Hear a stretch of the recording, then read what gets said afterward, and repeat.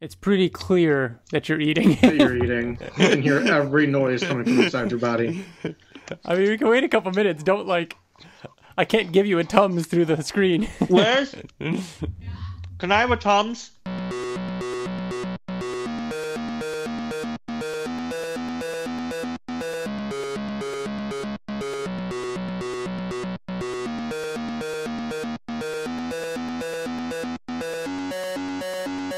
Hello and welcome to the Invincible podcast, probably the best superhero podcast in the universe. This is a show where friends get to sit around and talk all things Invincible, a comic book by Robert Kirkman, Corey Walker, and Ryan Ottley. I am one of your hosts, Ryan, and joining me today is TJ. Oh, hello. And Bill. Hi. How are you guys doing? Doing good. All right. Yeah.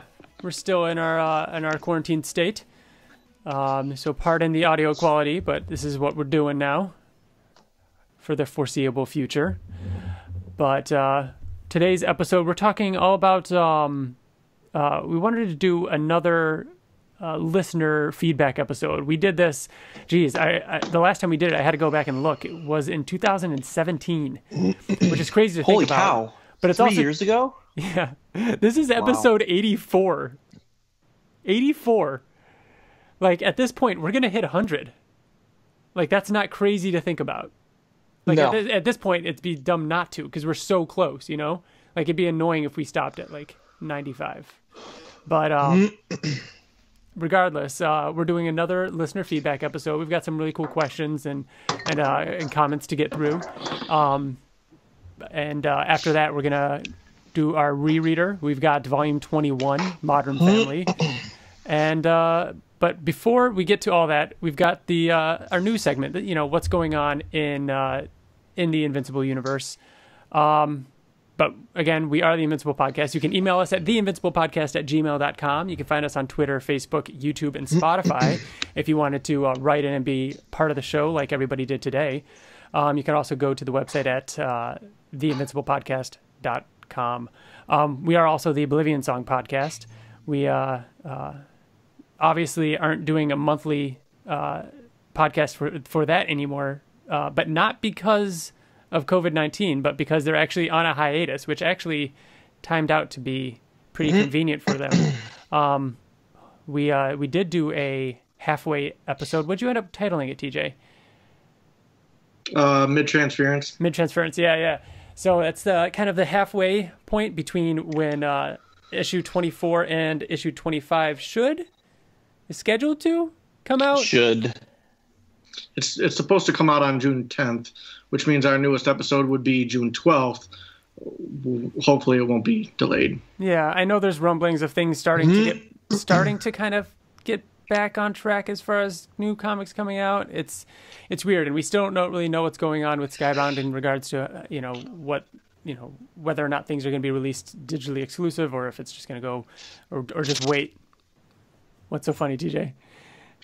Just Bill's making all these noises. Like, I know. I don't know. I just think it's funny. Like, I can hear like a bottle rolling on the ground. And he keeps clearing his throat. He's breathing super heavy. He is. He really is. It feels like my cheeseburger's stuck in my diaphragm. Like I can't fucking breathe. I'm good. I'll just hold my breath until I have to talk next. No, you can hit the mute button too. You can mute yourself if you know that you've got to take care of some stuff. Where is there a mute button on here? That would be excellent. We should use that more often. No, but then what happens is you start talking and you forget to unmute yourself. I've been doing it all the time. I've been doing a lot of Zoom calls and everything like that for work, and that happens at least once per call. Someone forgets to unmute themselves, and that's just what happens. So, but that's how we're doing it at my work too. Every conference call. Oh my gosh! Bill, it's so you loud. Still hear me? Yes. That is ridiculously loud. Anytime you even think about going near your headphones, it is super loud. But yeah, every conference call, every meeting that we have at work, like we're all there on site, but we're doing it through WebEx. We're doing it like Skype calls so we're not all in the same room together, and it's a pain. Just so you're not, in the same room. Bill, I can't. Thank God this isn't a video podcast, because Bill's just picking at his belly button. All right. Yeah. So yeah, let's get into the Invincible news related stuff. Skybound did another post, Invincible related post. They were asking fans what fight they were most excited to see in the animated series, which is really cool because the official Invincible Twitter account actually, came back to life for this, and it got everybody excited because obviously, hey, here's Skybound talking about the animated series, and anytime they do, it's everybody like wakes up and it's like, oh shit, this is still happening. But and Stephen Young talking about it and stuff too. Like it's very like actively being talked about right now. Yeah, there was an article, about Stephen Young's something else he's doing. He got the Amazon deal, right? Yeah, where he's like is he like producing other stuff, or like is he just like signed a exclusivity deal with Amazon or something like that? So he's going to be working pretty exclusively on Amazon related stuff, which is cool. Sure, whatever. I mean, if anything, that might keep him around for season 2 or whatnot. But seeing Invincible in that article is obviously cool. What would you guys say if you didn't actually say officially on that list as far as what fight scene you're most excited to see in the animated series?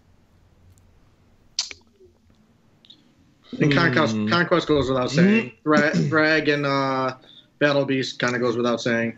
Those are the two I think the biggest ones. I'm curious to see how they will do that. Like if they're gonna do it like in certain sections like it is in the comic, or if it's going to be one big gigantic long episode of just the fight. So I would say probably that one right after Conquest. I would hope maybe even Mark. Maybe even I think they would intensify Mark and Nolan's fight too. I think they would make it like they would amp up the violence, and the gore compared to how the rest of the show is, because they have that as like a baseline. Because the gore obviously changed throughout the series. I mean, I wonder, do you think how gory would that fight have been? Like looking back, I mean, he beat him up. Like it's not like he would have killed him or punched through him or anything. Do you think? Because that almost would have been too violent for him to then fly away upset.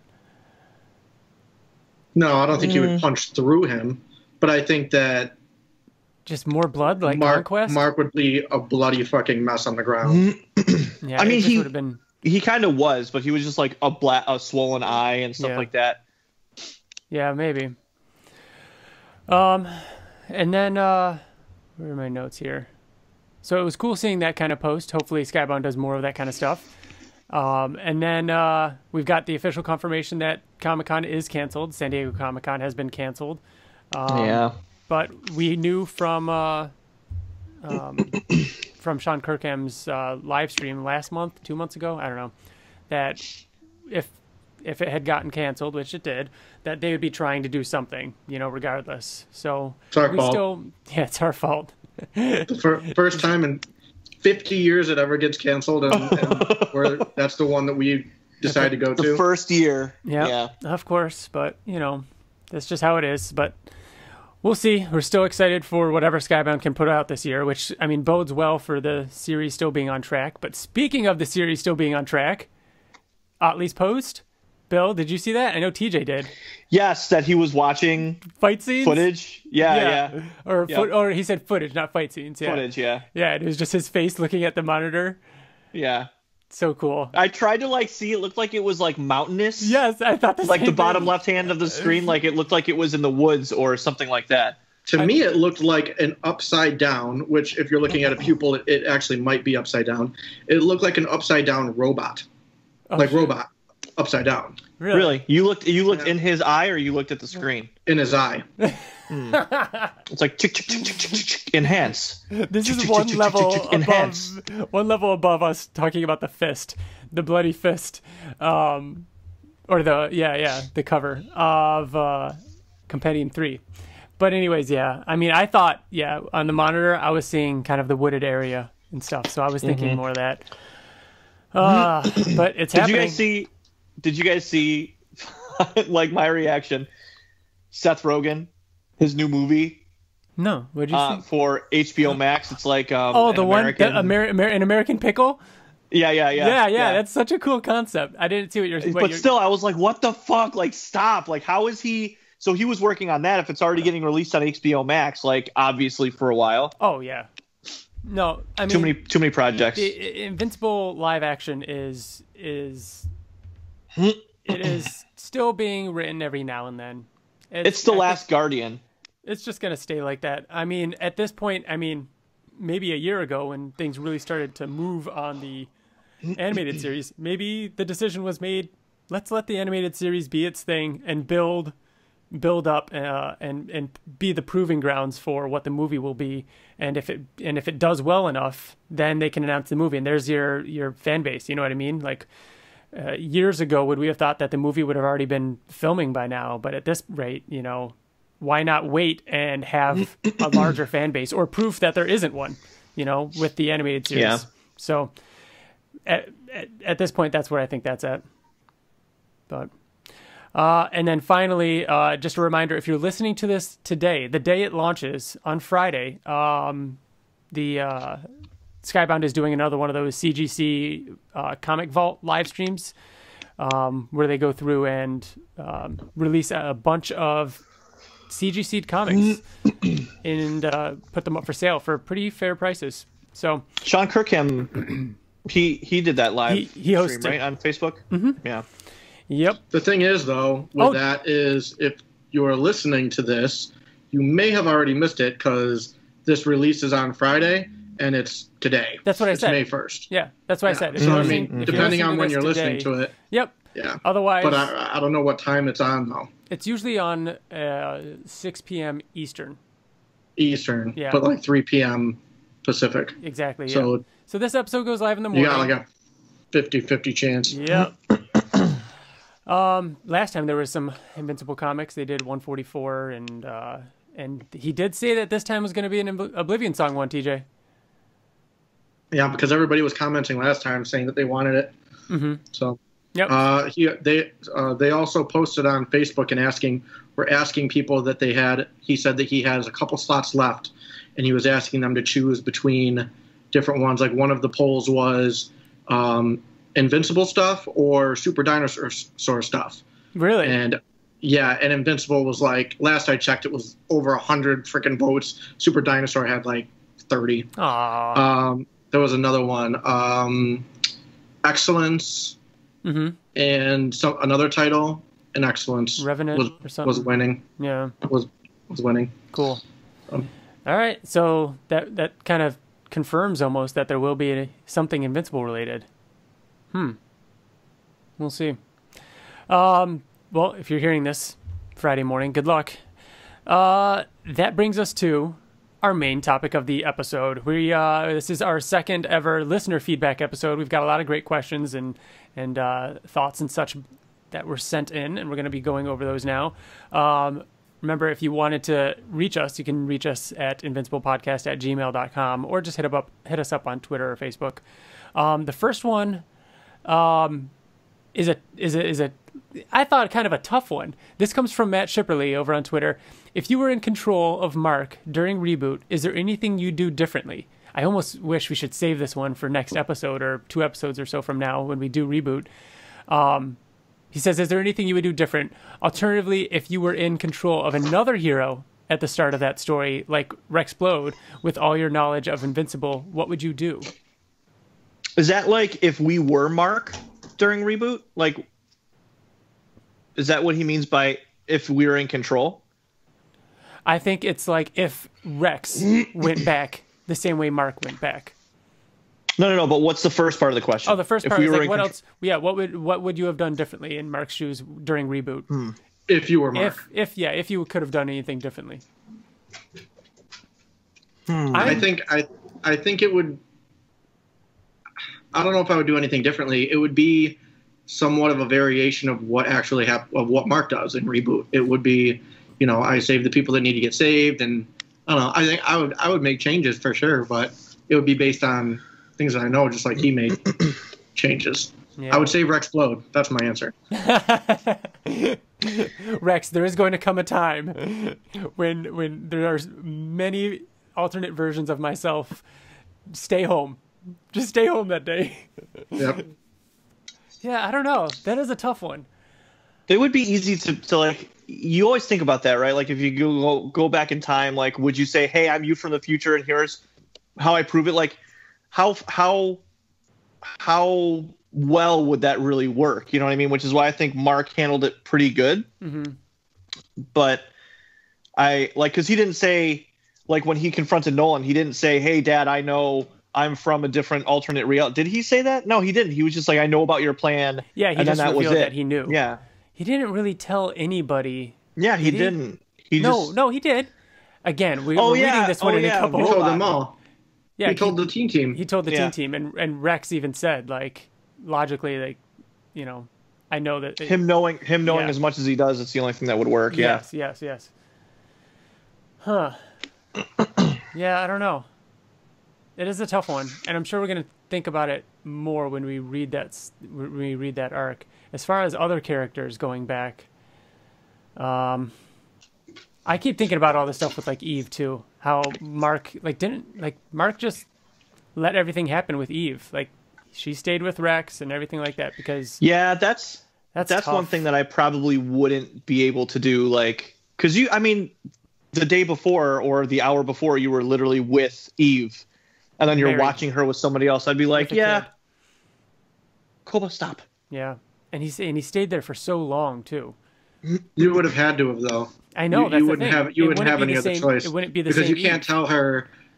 Just so you know, he's gonna cheat on you. Like, and then not only that, but that could prevent him from cheating on her. And then Rex explode and Eve end up together. Yeah. And then Mark misses out completely on Eve. So you would almost have to just let things play out. I thought you were going to say, and then Rex Explode and Eve end up together. And then Rex lives on forever and doesn't die because of Adam Eve. And you just keep going. And it's the same thing. Should have been. Next up, we have Ben from the Nerds Chatting podcast. Oi! Oi! All right. Is that what were you waiting for it? Yeah, I was waiting for it, but then I was like, is there a delay, or are they just not going to do it? I felt like it was in perfect unison, too. It was. You guys timed it pretty well. Ben says, who should provide the soundtrack to an Invincible movie, and should it be the same soundtrack for the animated show? So what do you guys think about the music for both the comic, or for both the animated and the movie? I don't think that I'm well enough versed in, like... There's only one correct answer to this. I know what it is. Hans Zimmer? No, Wyatt Layne. Absolutely. Absolutely. Can you imagine? Because that's the thing. I don't know if I want, especially these days, my shows or movies like having pop music that I know, especially Invincible. It's not. I don't think it's going to be that kind of show or movie. This isn't. I don't know. I don't think it's Why that not? kind of show. I think the show. I feel like it's got to have. The show could pull it off. I feel like it's just got to have background music, or like I can't picture vocals to a song halfway through the Invincible episode, you know? But no, I think it could, like Bill was saying, we're not really well versed enough to know, like exactly what you said too. Like when I think of that, the first person I think of is Hans Zimmer, because he's done all different kinds of movies. I think that he could adapt to anything. I think that he would kill it, obviously. Yeah, I think there would be a score, not necessarily theme, not necessarily music. I think that's what he's asking. Oh, see, I took it as music, like really? Pop music. Did you, Bill? I took it as both. Like I took it as the score. I mean, I guess it should be taken as both because it's the same question. I mean, yeah. But regardless, I want Wyatt to do the score. I mean, give him the outro credit music. Can you imagine something like that? Oh God, it'd be so cool. But I don't know. Other than that, I mean, the movie I'm assuming would have, music with lyrics, I guess. In terms of tone, like soundtrack and music tone, what movie do you think, or what show do you think that it would be like kind of in line with? Maybe that'll kind of help. That's a good question. So, what? Yeah, all right. Think of a Marvel or DC movie. Think of songs that play during them, other than Guardians, because that's clearly part of the movie. I want like Man of Steel meets Scott Pilgrim. Oh. Yeah, Man of Steel's soundtrack was pretty fucking awesome. Mm-hmm. It was really like all the fight scenes, like the music, it just kept building, and that was Hans Zimmer. Was it Hans Zimmer? Yes, it was. It was. Yep. I don't know. I feel like the show could actually be kind of the opposite of what you said, Ryan, where it could actually be pop music. Like it would be, like Cage the Elephant. You know what I mean? If it was something like Cage the Elephant, I was walking down the streets, but not like something like that would be pretty cool. Yeah. See, all right. I could see the tone. I could see the tone of it because I feel like it's almost like that. Like it should. I think Hans Zimmer something like that would be almost too serious, at least for the first. Yeah. The first season. I don't know. I think maybe my problem was I was picturing it happening during like fight scenes and such. But you're right. Just like them hanging out, or like Mark and William, going in between classes or something like that, or on their way to, do the tour at the college or something like that. And it's something like. Yeah. Or even fun fight scenes, like not like a serious like, oh shit, someone's gonna die here, but like him versus Titan or something like that, like something like Ninja Turtles or like. Dude, I was just gonna say like Ninja Turtles, the animated one. It was Black Betty playing in the background. Oh and it yeah, was Raph fighting the Jersey Devils. Yeah. Like I feel it's like that kind of tone would now super work in the animated show. Now I'm picturing the Used in Transformers. Yeah. Mm-hmm. Yeah. Okay. Now we're with all of that. What? What's he? I don't know. I wouldn't want that for the animated show. Did you know I think why? that if it was like a live action TV show, I think that would fit perfectly. But then you get into like the Smallville kind of thing where it's like it's so cheesy. Yeah. That's what I'm scared of. Oh my gosh. Smallville did it so good. They did, but I don't know if that holds up anymore. Except for Stride Gum. Yeah, except for that episode. I don't know. Did you know that like if you wanted to stream an episode of like Scrubs or something like that, that like picture and like Bill, you watch Scrubs, right? Or How I Met Your Mother. Yeah, not like religious. Yeah. Let's say How I Met Your Mother or something like that. And there was an episode that had like that one song that played, and it was a really good episode in the rain or something like that, and it really stuck out to you.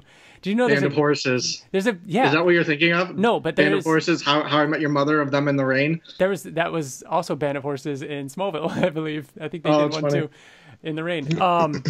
But there's a good chance that like these days when you go and watch a streamed episode, that the license for that song expired, so they just filled it with a different song that might not be nearly as good. And that is 100% happening to shows now, like because the licenses have expired on that kind of stuff with that kind of music, which is another reason why I think about it. And I'm like, well, yeah, you'd think these days they would, fix that issue where it wouldn't expire or something like that. But then when I think of it, it's like, nah, just make it original music, make whatever it's going to be original music, and so it never has to do with that. But I think they could create that tone and have it sound like a modern song, you know what I mean? Like either rock or grunge or something like that, but not have it be like an actual song. Mm-hmm. Yeah, like today's outro song by Wyatt, Hers, is super soft, especially compared to some of his other stuff. And that could work for that kind of scene, so it varies and it depends on, but I don't know. It's going to be interesting. I just want there to be like a soundtrack that I could buy or a vinyl or something. Can you imagine? Oh, give it all to me. Speaking of which, they're working on that, and it should be out in 2 months for Final Space, which has an awesome soundtrack. Yes, it does. There is going to be a Final Space vinyl. Yeah, of season 1 and 2, and of the music. And the vinyl is definitely what's his face, right? Oh, I don't know if it's a vinyl, but it's Mooncake? A soundtrack. Mooncake? I just picture it. It's got to be Mooncake just spinning. Like that'd be perfect. That would be funny. I'm sure that's what it is. If something funny on it with it spinning, that'd be hilarious. Yeah, even if it's just him in space. Yeah. But man, when is Final Space coming back? They're working on it. I mean, Olin Rogers posts all the time about how the quarantine the coronavirus didn't slow them down at all. Oh, really? They're finishing up the animation on the last episode, but there's still stuff to be done. Like, are you telling me that an animated series is taking a long time? No, actually, I think it's pretty quick. No, it's only taken a year. You're right. You're right. That is pretty quick. All right. But again, that is for a show that's already got established. It has been established. All right. Next up is at Neoliberal, who says, how does Invincible compare to other deconstructions of the superhero genre like Watchmen or The Boys? Also, what are the biggest themes of the story as a whole? So first one we first. talk about. Oh, okay. Unless you do want to do themes first. No, I was just gonna say themes. I think is easier because we've talked about that a lot. Where family, is a huge part of it. I think another theme is probably like that gray line between what actually good and evil is, like what's considered bad. I think a big that was maybe not an overarching theme of Invincible, but I think like a big chunk of it was like, because Cecil was always like, yeah, he's bad, but like his motives were kind of good, and like we can use that. And Dinosaurus, obviously, and then Robot, like Nolan. So it was pretty Nolan. Like it's very like, people's Oliver. Motives and yeah, like everybody Mark. Yeah, it wasn't just like, ooh, this is bad. It's just very basis of opinion, I guess, like what bad is, and what evil is. Mm-hmm. One I always think of is... Go ahead, TJ. Go ahead. I was going to say one that I always think of is legacy and what you leave behind. And that's a theme that was more and more prevalent with the end of the series, and how it ended especially kind of nailed that home. Just everything from, that's literally how the comic ends. What will you have after 500 years? It's what you leave behind. It's what you leave for your children, and what your parents left you and what your grandparents left you, and how your actions have those consequences, and like whether it be on that personal familial level or on a global or universe wide level. What have you done to your people or to your race as a whole, even. And I think that's one that, sticks out to me, especially when looking at the entire comic as a whole. Mm-hmm. TJ? Well, when he was asking about how it compares to Watchmen and The Boys. Yeah. Well, that's what I was going to touch on. Yeah, go for it. I think that they're all extremely different. Like Watchmen is it's about superhero and it's like politics. It's very political. It's a little more... The Boys is about, it's constantly upping itself on how gruesome and like fucked up it can be. The biggest comparison to Watchmen with Invincible, I think, would be kind of like what you guys touched on in characters, villains versus is it good or is it bad. Dinosaurus and Robot, I think, translate almost exactly to Ozymandias and everything that he was trying to do. Dinosaurus, Dinosaurus taking out people to try and, everything that he was doing with Las Vegas and everything. Robot taking over the world to make it a better place. Ozymandias had a similar mindset. So, Mm-hmm. Do you think that Watchmen is really a deconstruction of the comic book genre, though, or do you think that it's more just like a comic book? Watchmen was one of the first comic books, so it can't be really a deconstruction. First comic book. First? No. You mean graphic novel? I'm saying it's very. I don't mean like first, but I mean like it was very early. When did it come out? Like the 80s? I thought it was late 80s. No, I'm saying I wouldn't really consider Watchmen. The Boys is a deconstruction of the superhero genre because it's it takes it and flips it. You know what I mean? It's not I think Watchmen took that superhero team, that Justice League team, and then the next generation of that team, and was like, hey, here's superheroes, but they're not really superheroes. They're kind of okay. That's fair. They're real. That's fair. I wouldn't really call it a deconstruction. Well, that's what Bill was just saying. I would say Wanted is more of a if I'm reading it, if I'm taking his question right, because Invincible is like satire almost, you know what I mean? Where it takes these ideas of what superhero comics are and flips it, especially early in the series, and then it kind of is its own thing, and I think just becomes like a comic book, not really a deconstructed comic. Mm-hmm. But I don't know. I think that it's less comparable to The Boys because The Boys is like trying to be like different. You know what I mean? It's very much Millar in that like Wanted and what's his other one that he did with the guy in the white, Mark Millar. You know who I'm talking about? It's one word. I know what it is. What is it? Does it start Supreme? with a J? No, it's not Supreme. No. It's what the hell is it? Doesn't it start with a J? No, hold on. I don't think it does. I'm looking it up. But I mean, I don't really think Invincible should be compared to The Boys because The Boys tries to take the superhero genre and really like flip it entirely and kind of Superior. I said Supreme. I was close.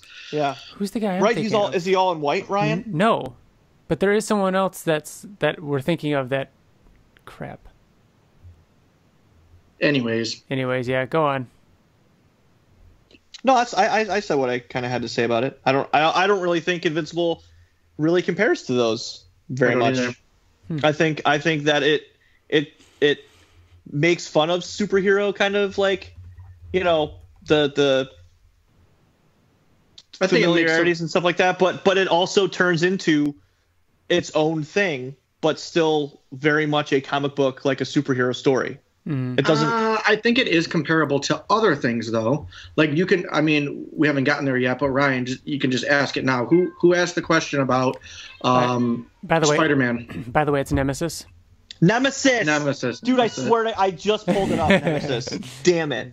Can you ask the question? Who asked the question about Spider-Man? Yes, it was Alex Pritchett. He says, a friend of mine argues that Invincible was essentially the modern day telling of the original Spider-Man comics. Would you agree or disagree with that statement? And that does kind of tie in nicely with her question before. What we're talking about. Yeah. So I can absolutely understand why his friend thinks that. It does have the same type of feel. It's about a teenager who has superpowers, who's going through life and making difficult decisions. And I mean, when he makes the wrong decisions, the first few trades. The first few trades, maybe that's it. All the way through, and then it stops. Through. No way. No way. He's still. Obviously, Invincible gets a lot more adult and it starts dealing with a lot more stuff. But I mean, Peter Parker is an adult now in the comics.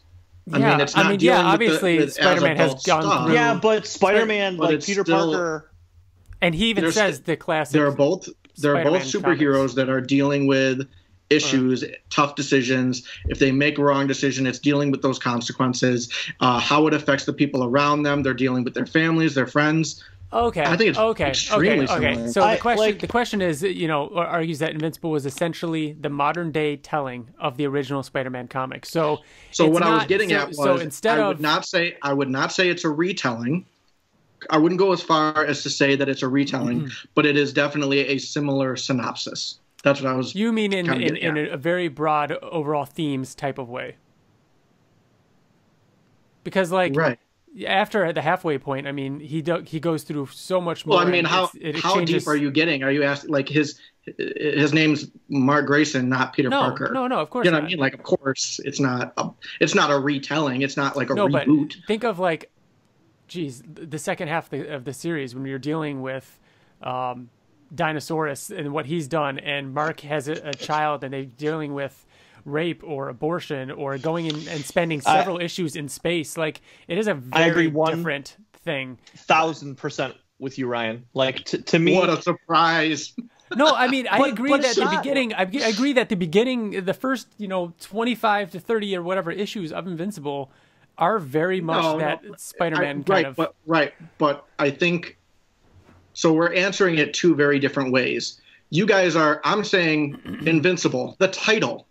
Invincible, how it compares to the title of Spider-Man. You guys are taking individual trades and saying, how does this story compare to this story? I'm not doing that. I'm saying overall, I think it does compare.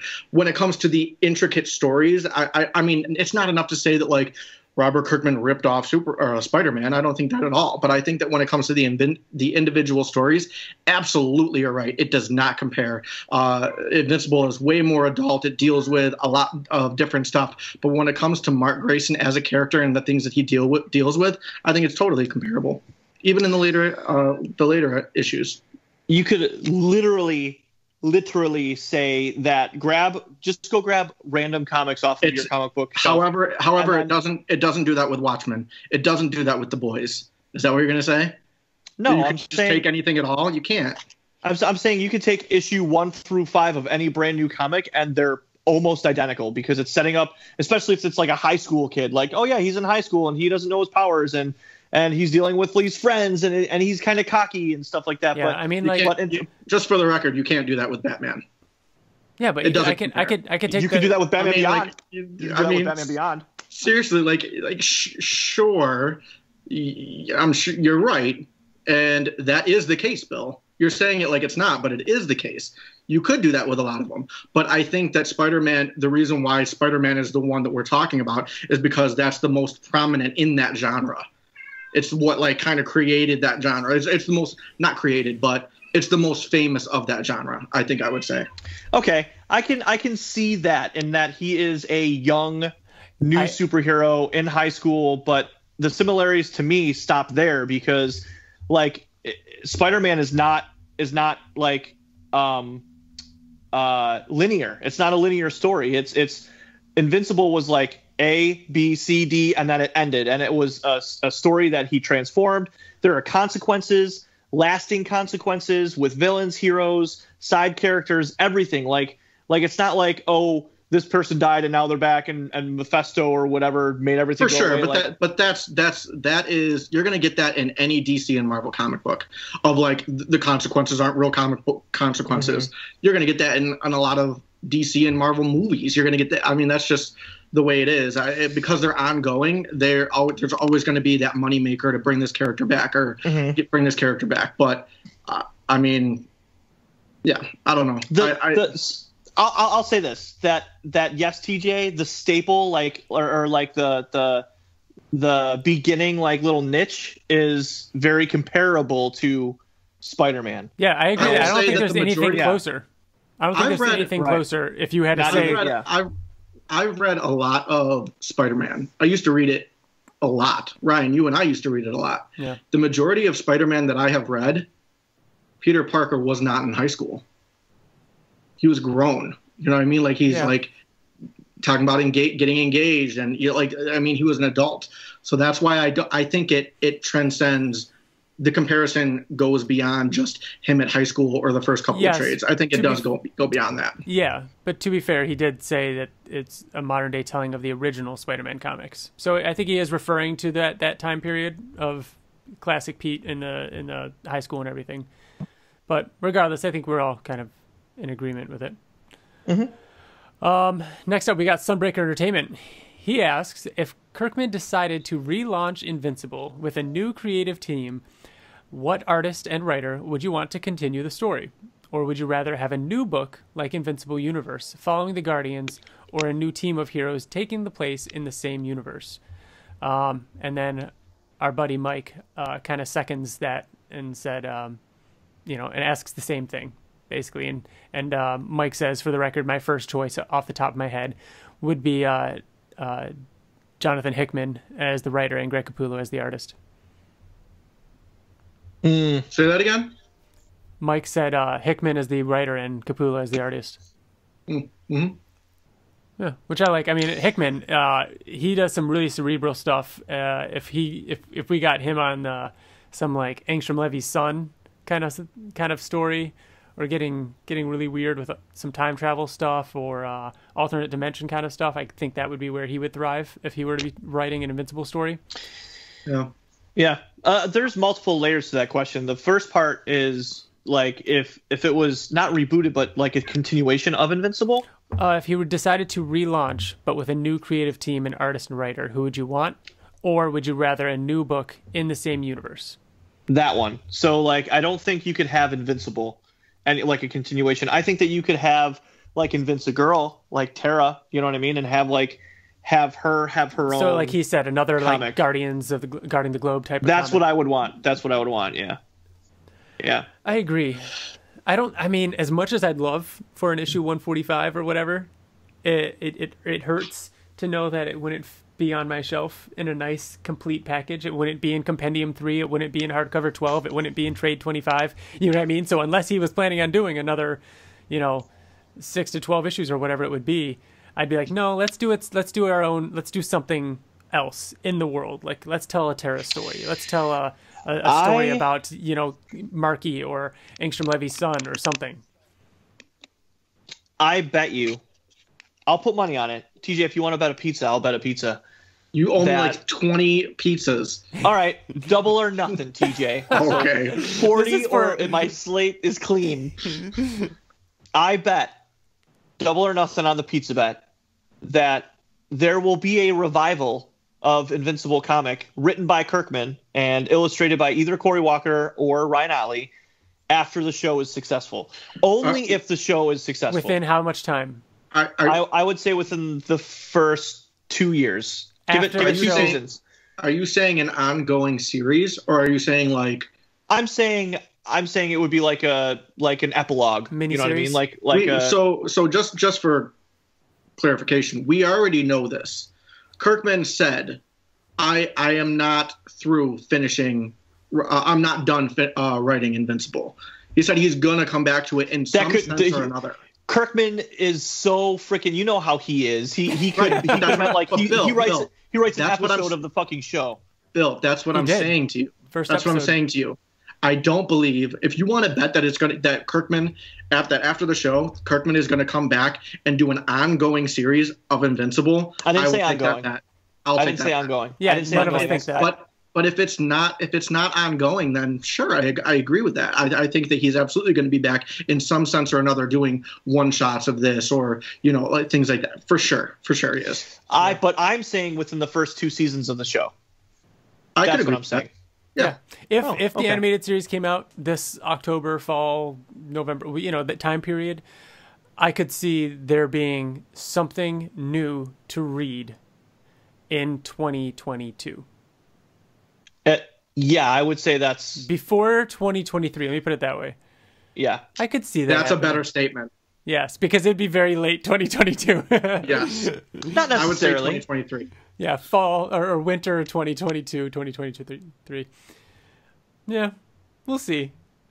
We'll see about that. As far as other writers or artists, TJ? For me? Yeah, you got any? Yes, of course. Yeah. So mine will probably be quicker. Should I go? I don't know. I think mine's pretty quick. Go. So for me, it would be so I don't think I want it at all, to be honest. The only way I'd be okay with it coming back and not being Kirkman and Ottley or Cory Walker would be if it was probably specifically Terra, Angstrom's son, the new Battle Beast, or Markey. Mm-hmm. Other than that, I don't really want to see more Guardians of the Globe unless it's written by Kirkman. I don't know. But if someone came to me and was like, we're redoing it, it's happening, but we're giving you the choice of who's writing and who's going to you mean like a relaunch? Do the art?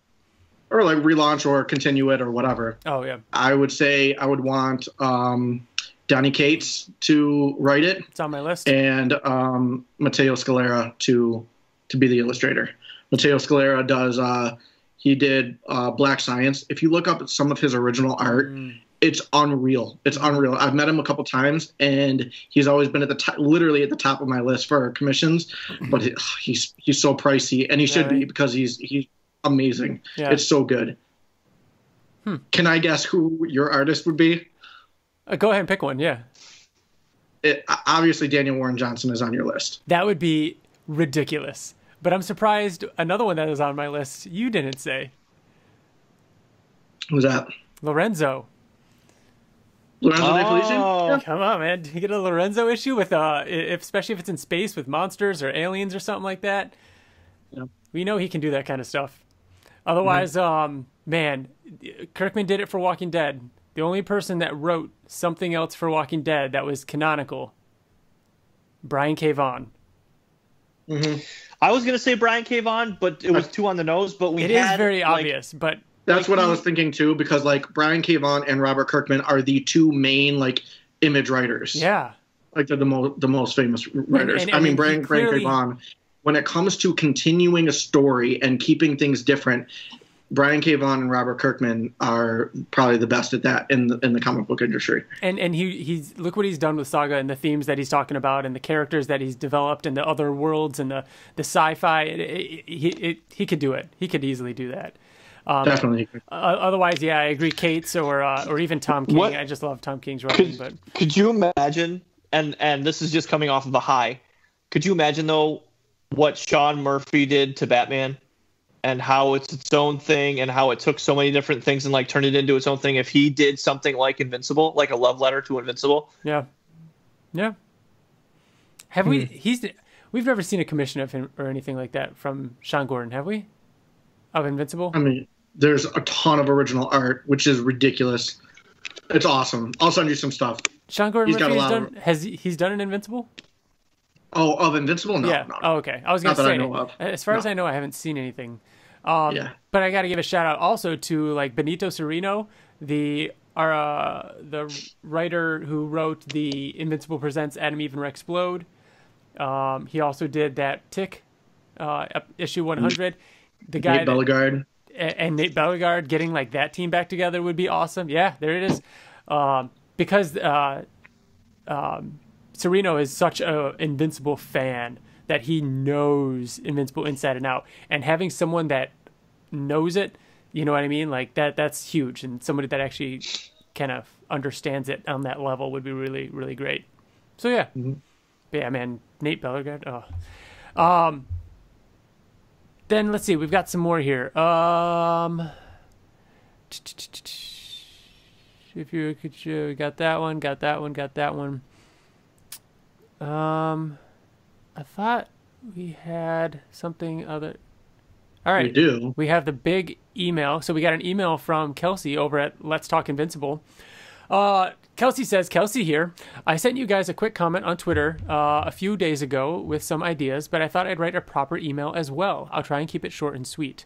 Which, by the way, her posts on Twitter was... bring back the new readers. Replace the current cast with new readers. No, it wasn't bring them back, Bill. It was replace you guys with Liz and Brittany. More character discussions. Might I suggest Tara, Debbie, or Robot? Man, I can't believe we haven't done Robot. God, that one's gonna be big. Another What If episode, and Invincible themed Would You Rather. Invincible themed Would You Rather would be interesting. We'd have to source some like we did for this one as well.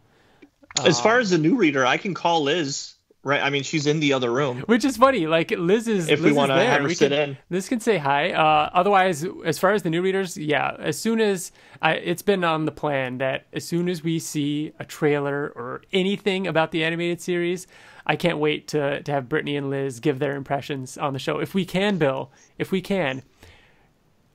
either if she can wait, or if you can wait showing her, or if you do show her, record her reaction. Or get her impressions right away, and we'll play them or something like that. That'd be kind of fun. Yeah, that's a good idea. Getting some live reactions to because obviously we're not going to wait. The minute it goes up, we're gonna watch it. I think if we record our own live reactions, I think we can do that. You know what I mean? That would be a good idea too. Like if we saw that the trailer's out, I don't know. I feel like we're gonna know.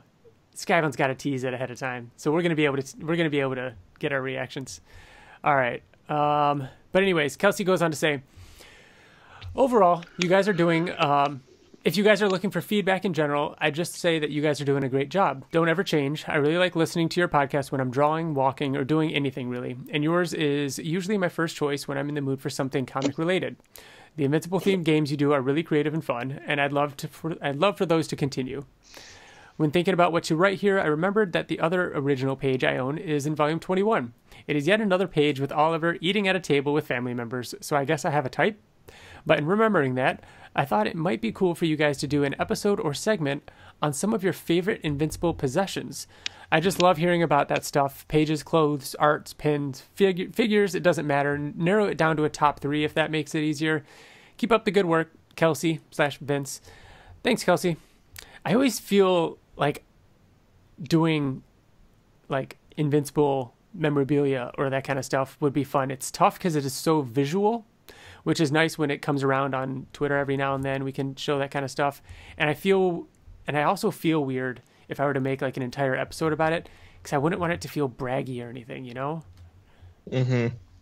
Not that like, I mean, we've got some cool stuff, but there's definitely people out there that have way more or, you know, way more expensive or way more rare things than we do. But it's like, hey, here's all the stuff I have. I don't know, but at the same time, it is really cool because I love seeing other people's stuff too. So I totally get that, and I do love sharing.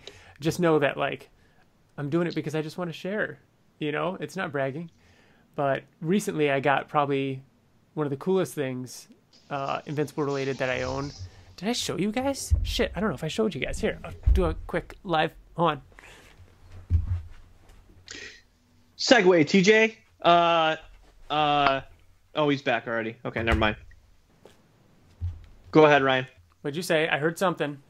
I don't know. We were just trying to do a quick segue, but I couldn't think of anything fast enough. Oh, the segue show's back? Yeah. Mm-hmm. Did I show you guys this? No. That's the original Cory Walker. Is that Cory Walker? Book, right? So this is the Cory Walker sketchbook. 2012 or something. Yeah. It was long. It was long before Terra. Yes, long before Terra, and Invincible is on the cover. Yeah. Like his original design for Invincible. And there's some pretty cool like Invincible related just destroyers in here. You know, some Batman, some other fun sketches. There's a super dinosaur. Not super dinosaur. Her name's not Invincible in that though, right? I thought that they actually had her name on it, and it was like Kid Omnigirl is someone else. It's something like that. No, Kid Omnigirl is the female version of Oliver. I swear her name wasn't Invincible. It was something weird. Yeah, but it's pretty cool. It's got a lot of great stuff in it. You guys will have to check it out sometime when you can see it in person. Mm-hmm. But yeah. But that's one of my favorite current Invincible related things. So yeah, that does it for our thing. Our listener feedback. Go for it. I didn't get the answer. I didn't think we were gonna like actually go through them. She just said that we can do that for an episode. Oh. But yeah, if there's something you want to share. I don't know. I thought she was looking for an answer, but I think she was saying for an episode or segment. So when I read it, because I thought she wanted an answer now, I kind of got a little sick to my stomach because I have a lot of like original art, and I wish so people many could good. see you saying that. You're like, I have a lot of original art, and literally everything behind you is just like Invincible art. Take a screenshot and post it. My Invincible shrine behind me. But and then I thought about it, and my obvious one is obviously we're talking a lot about Rexplode this episode, but my favorite Invincible possession is the Death of Rexplode page. So. Oh, you just took a snapshot of me. I'm trying to take That's a bad picture. I'm going to take another one. Ready? Ready? Smile. There you go. But, yeah, I have the Death of Rexplode page, which I wanted for years and then finally obtained it. So that's probably my favorite one. Mm-hmm. Mm. You have a couple. Bill? Don't you have... I'm not a collector. I really don't have anything other than the issues that I own. Other than that, Invincible wise, nothing really. Yeah. What were you gonna say, Ryan? I was gonna say the cheesiest answer is episode 50, which I still can't believe is real and exists, and we did that. With Kirkman. Kirkman. Yeah. Like, we have an entire episode with Robert Kirkman and like listeners from literally around the world giving their thoughts on that episode. Like that, I still can't believe that episode happened, and it turned out as well as it did, and it was just so much fun. Like, it was so much fun. I've been thinking about going back and listening to that one. I've been wanting to watch the trivia again, because it's one of those things where there's like limitations on how long until I'm comfortable watching something that I made. You know what I mean? Yeah. Before it stops being cringy to me, and I can actually kind of enjoy it a little. So as we dive into the rereader on this episode, this issue, or this what is it, graphic novel, trade paperback, got me thinking of the interview with Ryan Ottley that we did. Oh my gosh, that one! Because that also happened. That one's got to be even more cringy, right? Oh, that's terrible. It is terrible. It's so bad. Because we caught him like after a con. We couldn't find a place to go to record. Yeah, we were like outside. That was such an experience. You know what I mean? Like, that was so fun figuring it out. And like, we were outside by like train tracks or something. And that was so cool. Yeah. But I was thinking about that during this, because he told us that this was kind of this point in the story was when he started having the conversation with Kirkman about how he wanted to move on to other things and expand what he was doing. So, yeah. But yeah, I don't know where that done some cool stuff. I don't know where that screenshot is that I just took. I was gonna post it. I'll post it later. Is it there? No. All right. Well, anyways, yeah, let's get into the rereader, because that does it for the main topic. Remember, you can still write in. It's not just for this episode. We just really wanted to hear from everybody and compile it into one episode. But still, please write in, talk with us, let us know your thoughts on the show, or give us ideas or things that you want to hear us talk about and everything. Like, obviously, we're someone else brought it up on Twitter not too long ago. We're excited for the animated series, obviously, and hopefully by then we'll have it figured out where we'll be able to do live watch-alongs, or we're going to be doing episodes, I'm sure, for diving into each episode of the animated series, and by then there'll be more to talk about, whether it be the music or the voices or the art style, and like there's going to be plenty more when that happens. So all right, here we go. Rereader volume 21, guys. 4 more after this. Yep. 4 more. Wow. When we started this, it was when we started doing monthly episodes, and we've done 21. So this is issues 155 to 115 to 120. So let's see. Oh yeah. Robot. No, not Robot. Robot was how the last issue ended, with everything, him realizing what he had done. It's kind of the wrap up on that whole Robot taking over arc. And so some time has passed, and we get an entire issue without going back to Earth, and to leave that in kind of its wake while Robot goes on ruling Earth. And we got 115 with one of the best covers. Is that one of the best covers? I think it's up there. I mean, just because it's Battle Beast, that's reason enough why. It doesn't matter about anything else. I love the live action, or the live didn't someone create like a GIF? Yeah. I'm sure Brian did that over at Skybound. I love it too. Like the action lines going crazy behind him, his tongue even moving a little. Yeah, it is pretty great. So this is it. This is the Battle Beast Thrag issue. We got Battle Beast and Thresha in the beginning of this. Seeing him showing some compassion for possibly the first time ever. He says he's he's in love with her. But he loves her. Yeah. Him with kissy face is so weird to me. Like him leaning in to kiss her, and he's like, you see Battle Beast's butt cheek. Yeah, it is weird looking, which I think it's it's a little hairy. It's supposed to, not his butt. I mean, not his butt, but his kissy face. I know. Yeah. So yeah, him. Nearly every page of this issue is just iconic. him charging down to the surface. I love the panel where he just looks like a comet coming down. Just picture him on fire, just burning up. Him standing there with the hammer and the giant blade. God, it just looks so cool.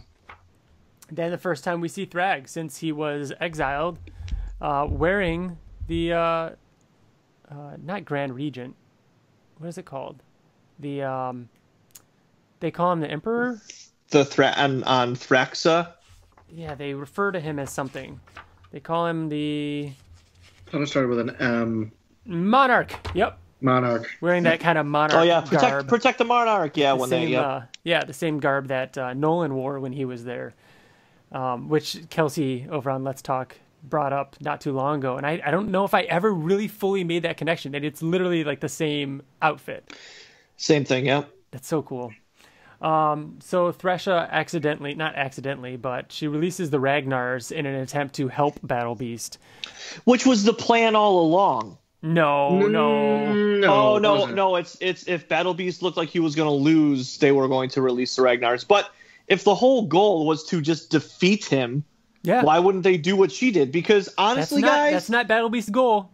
Upon rereading this, I was actually like, I love, Battle Beast is my man. Like, I'm more mad that he was giving kissy face to her and not me. You know what I mean? Like, that's where I'm at. But what makes Battle Beast cool is that it wasn't like she wasn't supposed to release them if it was starting to look like he was going to lose. She was supposed to release them after he died, and if he died. Upon my death, I think he says. Upon my death. Yeah, so that's why he's so mad right now. He's saying, like, why did you betray me releasing these Ragnars? And she's saying basically it's because she loves him. She doesn't want to see him die. Yeah. So she released the Ragnars, and he's, like, freaking out and saying the Ragnars actually hurt Thrag, and Battleby says, I will accept no advantage, and he ends up cutting himself. It's so crazy. All the dialogue in this issue, just the way, just like I live for this. This is my life. It's so cool. When he cuts himself and Thrag looks at him like, "Have you lost your mind?" Yeah. And he's like, "I am Thrag, bred to be Grand Regent of the Viltrum Empire. I was created to rule. I was given power and fury, strength and rage, to lead, to conquer, to kill you. Yet you treat this like a game." And he said, "This is Battleby says this is no game. I live for this. This is my life." And then they fight. So much carnage, dude. So much. Them running at each other, iconic. Ryan, to your point, like every fucking panel is so iconic. And then the next one is just another, with the 8 panels with them in the middle, him biting his eye, Yeah, his half of Thrag's head is in his mouth. Yeah. God, I love the one with him going like this, sliding backwards with his claw out. I like the one with Thrag flying way up high in the air and just throwing Battle Beast down. Just smacking. And then it just ends. Yeah. And then this issue ends. It has the audacity to end like that. I hated this, guys. Reading this live. I didn't catch it. Month to month. Oh my God. I hated it. I didn't know until we got to the end. I didn't think that when he went down to that planet, oh shit, he's gonna have a ton of kids. He can have. Oh, that. I never even. No, go ahead, Ryan. No, I never even considered that. I was just talking about how this fight pans out, like how it ended, and how we only get little portions of the fights. Right? It's cool. Over the next couple of issues. So oh my God, reading it month to month was a nightmare. We get one page in each issue leading up to the end. Literally one page. 2, one page. And 3 and 4 and 5. So if they had come out on time after reading this, it would have been 5 months later. Mm-hmm. So we waited for just watching them fight. Nearly half a year of just the reminder, hey, yeah, they're still fighting. And I liked the comment in an upcoming issue where it cuts to them, and in the little editor bubble, Kirkman says, "This fight actually hasn't even happened yet. It doesn't even happen until Mark and Eve leave Earth." I saw that, and when he said that, We didn't know they know left. that they were leaving Earth. We didn't know they were doing that. It was, so. Or was it right after? It was right after Mark had said we should leave, but before they actually did is when it was, which was a cool way of like being like, yeah, they're actually going to leave. Like they're leaving. Yeah, but I mean, we'll dig into that one as we're going through this. But at the end of, I believe this issue. We'll get to it. So 116, which with probably is this one of the best covers? Brian, was this one of the best? Well. Before we go on, Ryan, you touched on kids, but we didn't really go into detail of what it was. So we see a splash page of all these impregnated Thraxans. I always want to say Telescria. All these impregnated Thraxans, and then you turn the page and there's just aisles and aisles of babies. So Thrag is impregnating these Thraxans to build up an army for himself. Mm-hmm. And that's the last page, and that's how that ends. There's Ursel. Right there in the middle. Right next to Onan. We don't know that. Or Onan, or I don't know. I think it was Onan. I don't know. I don't remember. I'm not gonna commit to that one. Like we need to coming up. But I don't remember that one like you do. I'm pretty sure it was Onan. Yeah. TJ, because TJ always pronounced it stupidly, like how you and I think, Ryan, and it turned out to like do the right way. That wasn't. No, we always said Onan. Was it Onan? Or we always said Onan. We all said Onan. The one that I've never said Onan. Onan. Onan. Yeah. We have all always said Onan. Yeah. But the one that I did differently was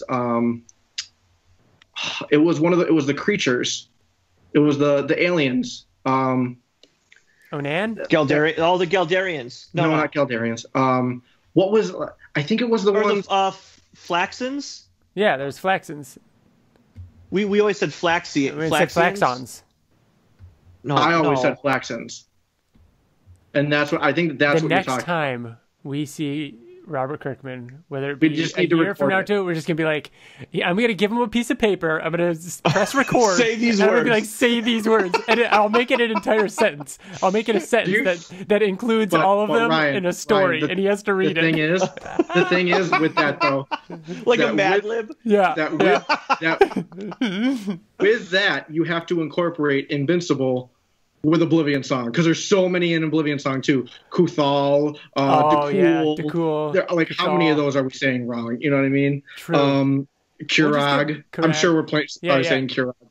Kurag. Yeah, we'll have two pieces of paper. We'll have one for each theme, or it's just gonna be one story of them weaving together. What I want to do is catch him. So when he's reading it and he gets caught into the story and he says Levy or something, we're gonna be like, gotcha. Nobody says Levy. All right. 116. This one kicks off with a splash page of William talking about how everything is amazing. And then he goes on for the next 2 pages talking about how it's all the been good like the robot is doing. Yeah, it's like world peace. You know, there's no more drugs. The healthcare system, we've got universal healthcare. There's no more crime. North Korea has been liberated. The space program is far more advanced. All the troops have been pulled from overseas. Like it's him bragging about it, and then it cuts to Mark just being like salt in the wound. One thing I will say is this trade probably has some of the best humor in the series. Upon rereading, there's just so many funny things. But yeah, this is. I think when it comes to like humor, specifically, the funniest thing is in this trade, and I think we all know what it is, but we'll get to it. Yeah, even now with William being like, "Aren't you guys gonna be late?" and it just shows Mark. He's like, "Dude," he's pointing up. So yeah, good to see William every now and then. Nolan and Debbie checking out their destroyed house, their neighbor seeing them. And then they fly away and she's like, ghosts! Because, I mean, they all assume that Nolan had died in a car accident. Mm-hmm. Mark asking Eve about her leg. I feel like I always forget she has a robotic leg. At least until the Cory Walker arc where she rips it off. But she talks about how doesn't she not have that robot leg anymore? She rebuilt it after the fight with Onan and You are correct. Yeah. It's all just her. It's her using her powers. Yeah. Right. After she talks about it. She rebuilt herself and made Mark stronger and stuff. That's when she did it. Yep. So yeah, they're going to her parents' house for dinner, which is where they're living now, with Tara. In the meantime,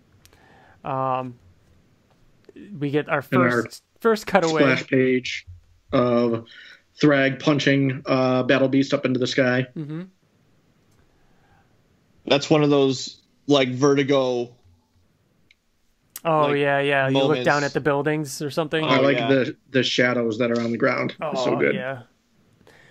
Dinner at Eve's parents' house, as awkward as always. Their parents are giving her shit about not, coming up with a name for Tara yet, and her dad completely overreacting and flipping out about her breastfeeding at the table. Being her dad. Let's see. They talk about how they have to stay there, and man, this part where they've got all the funerals to go to, and Rex is at each of them, except for Cecil's, but Rex being there for Black Samson's funeral and Knockout and Kid Thor's funeral, and just getting glares from Mark and Eve. But I liked like how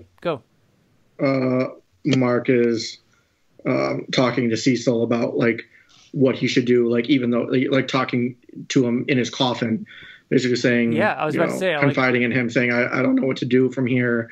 Everybody likes what Rex is doing. I feel he basically feels out of place. I just like that he's talking to Cecil about it. That's cool. Saying that he probably could have killed him if he tried. Like, should he have, or is he right? Basically, Can't help but thinking that you would have. You would have agreed with him. Standing in the rain at a funeral while Band of Horses plays. Yeah. Smallville. Would have worked, man. Yeah. Up in the sky, he runs into a one-armed immortal who's like, we're going to stop him, right? We got to fight back, right? What happened to Immortal's arm? Am I missing? Did it get torn off like during the robot war? Yeah. He says, when he's flying away with Duplicate, their house is like being destroyed behind them, and she's like, "Your arm, you forgot your arm." He's like, "It's fine, I'll get another." Yeah. Okay. They have like the kids, and like they're all flying away. It's like one panel. Yep. So yeah. Immortal wants to fight Robot and take him down, and Mark is basically saying what he already said, is that he doesn't want to take Robot down because everybody is kind of in agreement in it and it's working, and he still doesn't agree with Robot, but he's not going to actually go that far to. Yeah, and I really like Immortal's like final word. Like he says, "I'm willing to wager I lost more than you in my time on this earth. We have to make sacrifices for the greater good. That's who we are. I know Kate wouldn't allow me to use her as an excuse not to do what I know is right." It's like, oof. Because he was bringing up Eve and how he has a new daughter. Yeah. So, yep. And then we get him on the moon. Yeah, Nolan basically saying, Nolan. He won't. He's not going to get involved. It's got to keep the peace. What we. It's basically the same conversation again. Yeah, what we already know, but this time Anissa shows up. Mark snaps at her, pins her up against the wall, choking her, and she has to go and say, you don't. I don't think you realize how much I enjoy this. Makes me want to speed up our next meeting. Yeah. Nolan, asking if there's anything he needs to know about Mark not wanting to talk about it. Elsewhere, crazy splash page of them still fighting. Battle Beast and Thrag. Oh God, Thrag is torn up, man. Like in terms of who has more damage, like visible damage, Thrag is like not doing okay. No. Which says something, because like one thing we didn't really touch on at the start of this fight was Thrag said, "Didn't I already beat you once before, and quite easily, if I remember?" Yeah, like, he just backhands him in 75. Yeah. I think knowing what we know now in the animated series or whatever, I feel like that needs to be more of a thing. Like he needs to really, like that needs to set up this rivalry. Because I hope it doesn't, because I felt like the way it was done in the comics was perfect. Battle Beast wasn't like this huge major character until he was a huge major character, and it wasn't until like close to the end of the series that he was that. And I think that plays to that. That's kind of what makes him so awesome, is that he was kind of in the background here and there. We see him like 2 or 3 times, and then he just fucking explodes in a major storyline. Yeah, I agree. I agree with what you're saying, TJ, but I think what Ryan is saying is that interaction between them should be more devastating to Battle Beast, so that this, like, it's not just a backhand. It's because I'm agreeing with you, TJ. I 100% agree with what you just said. I want that too. But when it gets to 75 and he's starting to become a bigger character, I want that to be like an assault to Battle Beast, where he realizes that's the guy. Like, I can't wait to find him. So when Alan tells him, I found him, and he smiles, it's like, you know why he's so excited. Yeah. Like he's been wanting this.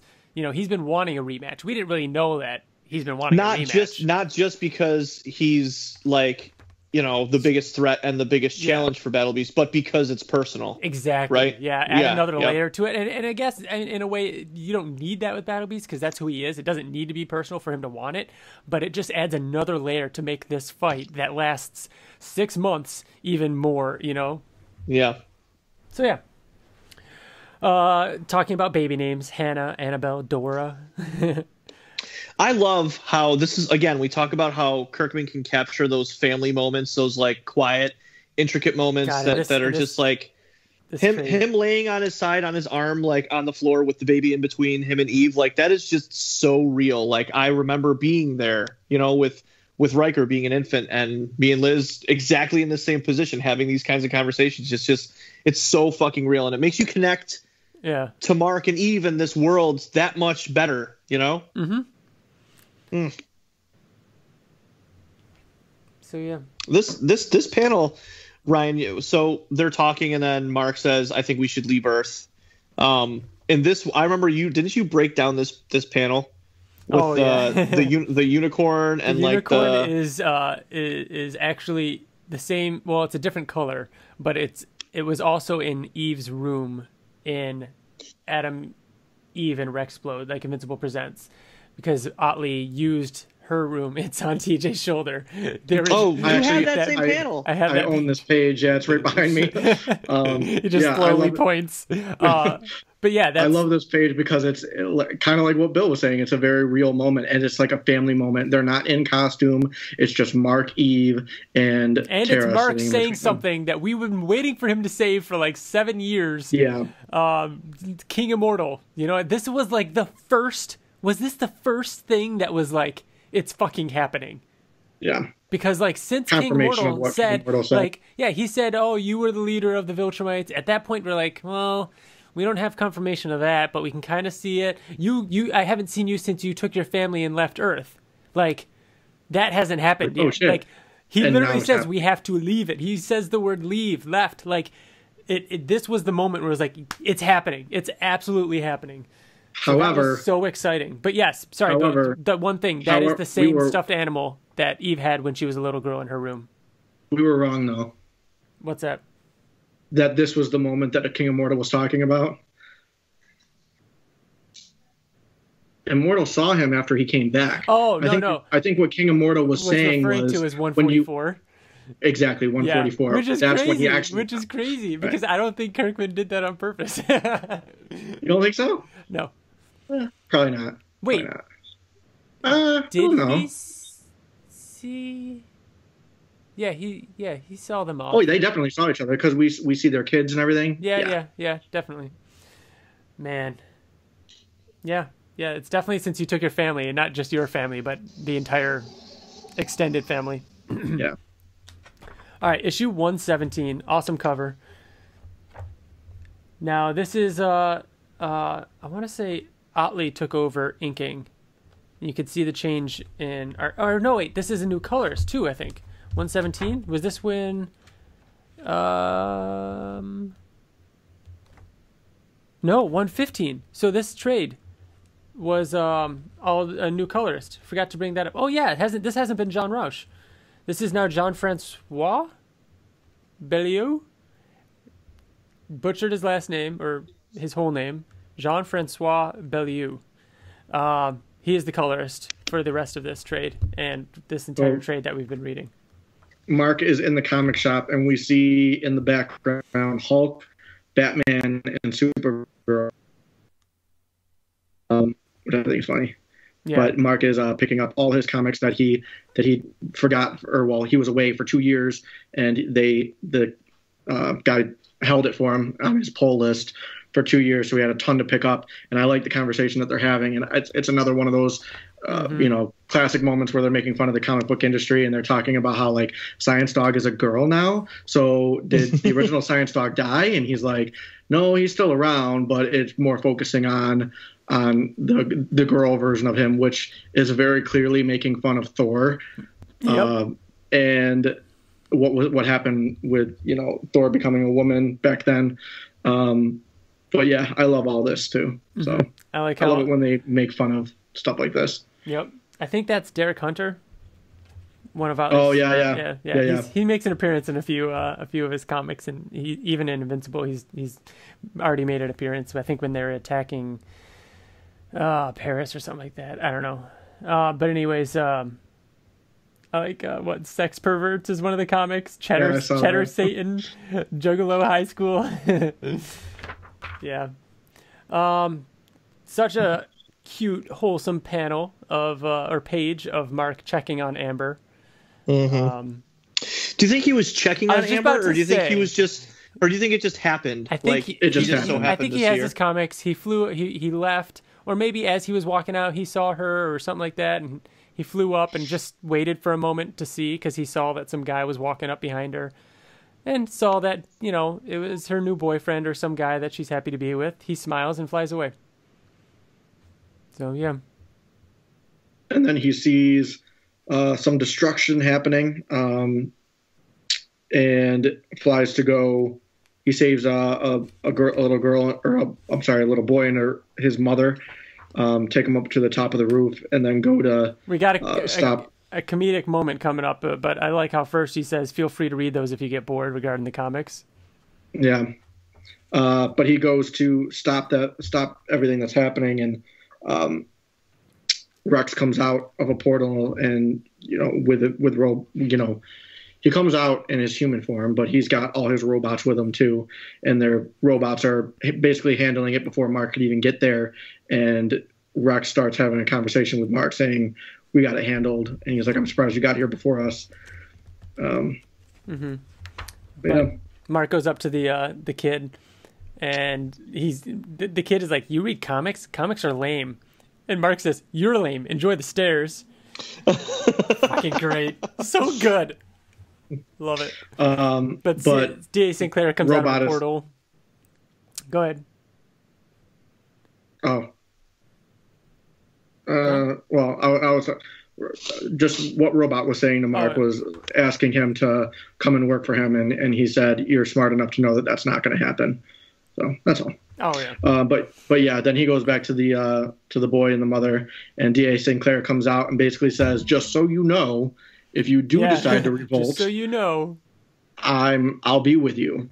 But until then, like, obviously he's still going to be working with Robot. He's so cryptic, and Mark's like, what are you saying? He's like, let's just say you got some friends on the inside, and then like disappears. Like, yeah, backs out. Yeah, he just like slowly walks backwards. So even Mark are at Duplicate and Immortal's house, which I don't even know why they went there. You know what I mean? Like, I want to ask him and be like, what were you thinking? Like, why? Like, what was going to happen? So immediately, which I like there's so many Easter eggs. Ottley must have really been on a kick for Easter eggs during this period. You got the twins in the background playing with the Abe Lincoln hat. But oh yeah, yeah. But Duplicate or Eve is basically about to tell Duplicate that they're leaving Earth, and Immortal's trying to get Mark to like plan out an attack on the Pentagon to get everybody out and free everyone and everything, and Mark's like, no, not happening. Well, he says, like, just so you know, D.A. Sinclair will probably help you out with this. And he goes, what do you mean you? Don't you mean we? And then Mark just kind of like looks at him and he's like, Immortal calls him a coward. Mm-hmm. They get into like this big fight. Yeah. And then I like how Immortal's saying, like, you know, everything you've ever sacrificed will be for nothing. You're throwing it all away. Mark calls bullshit on him. He says, I have a child and more responsibility. How much time did you take off? How many battles did you and Kate sit out while you were playing mom and dad? Don't even I deserve that? Don't we deserve to be happy? Or is it just That's you? An excellent point. Like, excellent point. Because they were gone for like... It's a bitch please moment. Yeah, for sure. yeah. And Mark says, I don't trust him either, but it's just not worth my time. When the experiment fails, then call me. Eve opens the door and says, Mark, we need to leave. And he's like, totally. You know, like, it's so, And then Duplicate, enjoy space, you cold-hearted coward. Immortal, they're going into space? Yep. I don't know what they expected going there. Mark knew what Immortal wanted. I guess they needed to just drive home that they're leaving or that he's not going to help. But at the same time, was it to show that Immortal saw Mark take his family and leave Earth? Because that was going to be the original, moment of him leaving. Could be. But yeah. Shot outside of the movie theater where they were seeing Interspacer and Nun Player. Interstellar, right? Yeah. That's what I was thinking too. But what else was playing what's Nun around Player? that time that could be Nun Player? I'm sure it's something that was playing around that time. It's got to be something. If you know what it is, write to us. Let us know. It's going to bother me. Because Interspacer is definitely Interstellar. Yeah. It's got to be. All the posters in the background too. You got Gollum Rises, Rocky Raccoon, and it's a boxing rocket raccoon. Mm-hmm. You got some guy coming in the corner on the side of the panel wearing a Grizzly Shark shirt. So Interstellar came out in 2014. Wow, yeah, a lot of God, a lot of movies came out. Guardians of the Galaxy, the Lego Movie, Edge of Tomorrow, Gone Girl, X-Men: Days of Future Past, Dawn of the Planet of the Apes, Birdman, Captain America, Winter Soldier, Whiplash. Nothing looks like Nun. What is it? Nun Player? Nun Player. Yeah. I don't know. I'll keep looking. Yeah. Go on. TJ, is this the last time we see William? I think it is. I think it is too. He does. I don't remember him ever going to see him when he gets back to Earth. Mm-hmm. I can't picture William being drawn by Corey Walker. Yeah. So I'm pretty sure we don't. I'm pretty sure this is it. Yeah. This is kind of an issue of us saying bye to a lot of characters. I mean, I can't picture it after this anyways. No, Obviously, you drew him in the beginning. So he's basically just saying, you guys should stick around. You shouldn't really leave. You're pretty much our only single or only straight friends we have anymore. And he's like, don't go to space. Space is pretty boring. What actually happens in space? And you turn the page, and this is when it says elsewhere, more than likely not at the exact same moment. In fact, this is happening after Mark and Eve leave the planet, which is cool because they haven't left the planet shit, yet. So they're leaving the planet. This is actually they happening. already said they were going to leave, but like they said they were going to leave, yeah. Yes, but seeing it like after they leave, like they're leaving, like it's happening. But in Invincible, anything can fucking happen. Oh, I know. That's why I'm agreeing. Yeah. It's cool. Yeah. So yeah, they're still fighting. Thrag says, revel in it, your glory because it's going to be ending soon. He says, I yearn for blood, and he goes, what did he say? He said, then I will drown you in your own. Mm-hmm. I like that. I like that.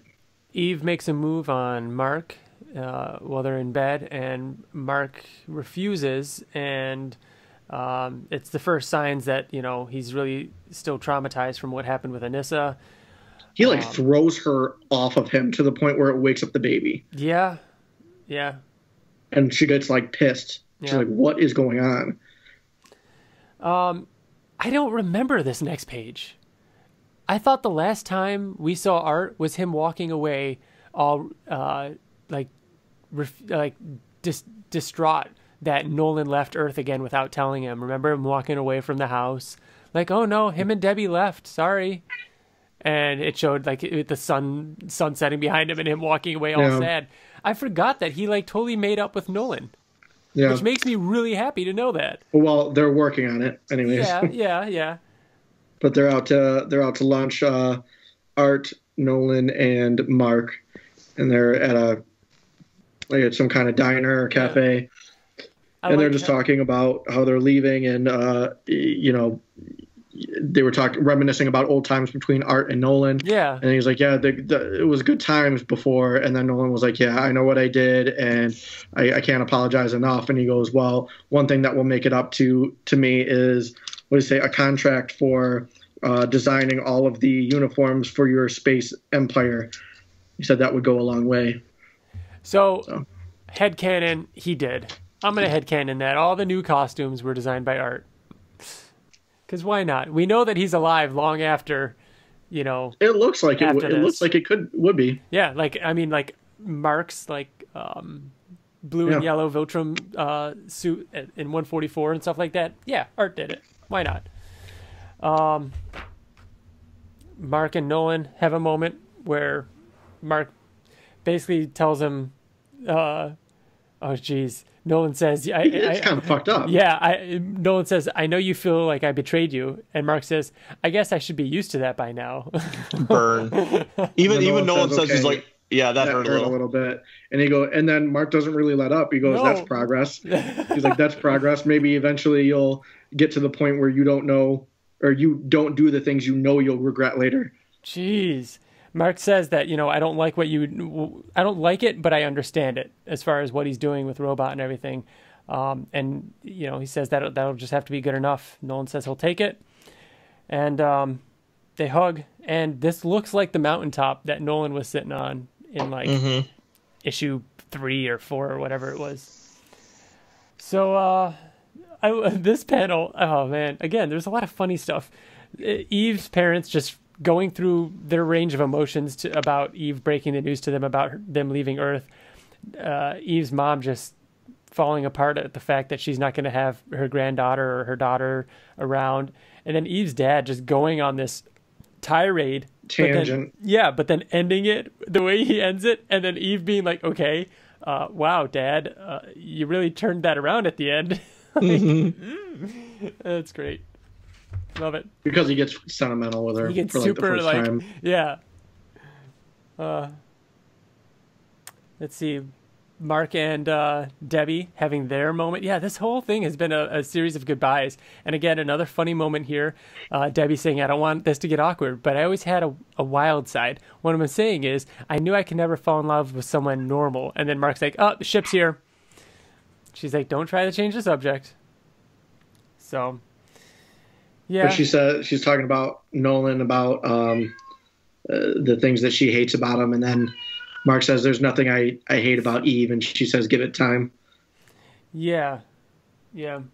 I think what she says, I think love is learning all the terrible things about a person close to you and learning to look past them so you can see clearly the person that you liked in the first place. Right. Yep. I love that panel of them hugging with the background just being completely washed blue. It's a nice panel there. She tells him to tell Oliver to write a letter. And then Eve and Mark are in the ship flying away from Earth. Yeah, they fly away in Slave 1. Yeah, holy shit, it does look kind of Slave 1-esque. Doesn't it? Yeah. The alien comes in with his eyes closed. A remnant of his time with Nolan and Debbie. And then Eve says she's got it. We should name her Terra. She's our own little piece of Earth. And that's how it ends. So good. So good. All right. We're only halfway through. Yeah. This one is pretty dialogue heavy. Takes a little bit longer. But 118. Now, this issue was the beginning of the rebrand. So this is when they changed the logo, new logo design and new style, and kind of like a fresh start. This is another one of those jumping on points for new readers and such. So we've got Mark and Eve showing up on Telestria. Alan greets them. Tara immediately bops him right in the eye. I just love his stupid grin. He still has the grin after she punches him. Oh, it's so funny. But we learn that Alan's kind of like the president. He's the head of the coalition of planets, and that someone else was supposed to meet them. And you turn the page, and it's Oliver, adult Oliver. Oh, somewhat adult, young adult. I mean, I would say 20s. He's young adult. I would say he's 20s. a few years younger than Mark. Yeah, and he looks great. I love this Oliver. And everybody's happy to see him. He's got a sweet new costume. Let's see. Then we go show them their new house. They talk about all the things they're going to need. They got to find a place to get diapers. Where do they even get diapers? And they just pass out on the couch. There's another moment with Eve coming onto Mark, and he snaps again, flies into the wall, causing damage. Yeah, this one's a little funnier than the other one. Like, the other one was kind of serious. This one, like, she whispers in his ears, and I think, like, out of shock. Yeah, it like woke him up. Yeah. Yeah. And he flies across the room and just rams into the wall. Yeah, just as Oliver shows up. And Oliver with his girlfriend that he was excited for them to meet, Haluma. Or Halima, I don't know. And she's like this, she looks like a gigantic like bug creature. Kind of lobster-esque. Yeah. Which, Oliver goes on to tell him, like, hey, now you know what it was like for me on Earth, how I viewed the people of Earth. Like, this is what I'm into. Like, this is who I relate to. And did you check out? Did you see those Mark mandibles? says, I'm happy for you. And he's like, did you see those mandibles? Ugh. Yep. So Haluma makes them dinner. They're like kind of grossed out at first, but then Mark tries it and he's like totally into it and it looks disgusting. They leave and he's like groaning on the couch. Like, I'm just gonna go. He says, I'm just gonna sleep on the couch tonight. This is going to be bad. This is going to be real bad. Turn the page the next morning. Oh man. Mark just completely curled up on the toilet. Eve, like, are you okay in there? You're scaring Tara. Him cringing. What was Almost him done. No, him flushing the toilet like dude, those 3 panels. Clink clink. Trying to flush the toilet. Come on, flush it. Oh, but the moment Eve goes in to help and he's like, she's like, Jesus, he's like, don't look at it. And she's like, I don't even know what I'm looking at. I can't look away. And then she's like, I think I can fix it. And he's like, watch your hair. Oh my God. And them just standing there after she hits the button and it's like a blender and they're just staring and they're like, oh God. And it's just them watching as this thing, and she's like, I don't know what to say. That came out of you. I don't think I'll ever be able to look at you ever the same. Mark says, I'm going to go take a shower for the rest of the day. Mm-hmm. So good. So funny. And she says, go on. She says, you and I are in this for the long haul. That didn't even faze me. We go over, they're standing, I'm assuming the living room by the windows, and they start kissing, and then this page backs is hot. off. He backs off again. And again, she says, Mark, talk to me, please. He starts crying. She says, I'm sorry. I'm so sorry. For what? You're starting to scare me. He says, Anessa, she forced herself on me. She raped me. She says, what? And he says, I'd just gotten back and you broke up with me. She attacked me. She forced herself on me. I tried to refuse her. And his thing is that I refused her in the past, but I told you about it. And then she says, we can get through this together. He continues on to say that basically he felt like he could have done more. Yeah, he could have fought back harder or something. He could have. And that's what that's what he's struggling with the most is, what does this mean that I didn't fight back more? Did it mean that I wanted it? Did it mean that, he felt guilty? And Eve looks upset. She walks away to Tara, who she finds not breathing in the next room, and that's how the issue ends. I on this reread, I forgot how that was resolved, and I remember I was thinking, like, they do talk about it again, right? Because, like, I didn't want it for this reread. I didn't want to be left thinking that was it, because that wouldn't have been satisfying. No, to me. But it is. They do go back to it. So yeah, 119, the cover of them in the hospital, like, waiting room, reminds me of Beetlejuice. Just the waiting room. No? You don't get it? Are you talking about the cover? Yeah.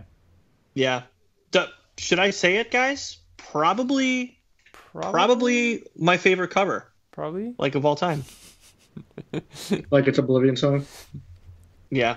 That parasite on that guy's face is hilarious, though. Yes, yeah, it is. I think that's what it cover, is. It's the shrunken head guy in Beetlejuice, just like sitting next to him. Yeah. That's just what I picture. So yeah, they freak out. They fly out. Eve puts a bubble around Tara, and Mark is just going mad, flying everywhere, asking for a hospital. Where's a hospital? He finally gets directed to one. He flies in there, and he finds a doctor. And they're like, all right, quickly, while I'm scanning, what species is she? Part human, part Viltrumite. And he's like, Viltrumite? I can't treat a Viltrumite. It wouldn't be ethical. And Mark, like, grabs him by the neck. The whole background turns red. Eve is, like, glaring him down. And he's like, my daughter's going to die if you don't save her. So regardless, the doctor takes her and Eve into an operating room while Mark has to sit and wait. Mark's sitting there with the parasite guy next to him. And Oliver shows up with a really sweet-looking shirt. Like, I like his outfit. And with Haluma. And immediately, Mark's like, what did you feed us? It has to be something from last night. And Oliver's defending her, and Mark's like, what else could it be? And Haluma's like, you brought a baby to an alien planet, moron. Think about the radiation from the sun, the particles in the air, any kind of germ or bacteria she doesn't have a resistance to. And Mark's like, my daughter could be dying, you bitch. We don't ever hear that kind of language come from Mark. Especially directed at someone? Not directed at somebody, yes. No way. Exactly. No, it's usually to no one. Some fucks, some oh shits, like that kind of stuff. Never calling someone a bitch. So Haluma brings up a good point. However, she was the one that fucking caused it. Yeah. We find out. Yeah. So, yeah, the doctor tells them that it was because. Yeah. No, it was Haluma. Well, it was through Eve, yeah. Well, yeah, but they also said that it was due to food that wasn't cooked properly, which was why Mark was on the toilet the whole night. Mm-hmm. They said that later. The doctor? No, the doctor says that's how the baby got it, was the whatever vegetables through Eve. But then later on, I think somebody says, I'll find it. You're right. Find it. You're right. That it was that explains why he was on the toilet the whole time. Yeah. Because it was under. They said it was. Eve says it when she's cooking after she talks to the dietitian. She says, whatever you do, anything. And according to the dietary consultant, as a Viltrumite, you can pretty much eat anything. Your bathroom issues were a result of the food not being prepared properly. So Haluma might not be the cook she thinks she is. That is just regarding Mark. But it's the vegetation that Eve ate that was passed on to Tara. There was just but it something wasn't cooked properly. No, she didn't eat any of that food. She had just vegetables, basically. Either way, both, it doesn't matter. So, yeah, Tara's fine, and they've got to figure out how and what to feed her. And we do, meanwhile, get one of the best pages, another one of those iconic splash pages of two characters going at it that Ottley's done a few times, of Thrag and Battle Beast. Let's see. We see Alan and Mark talking.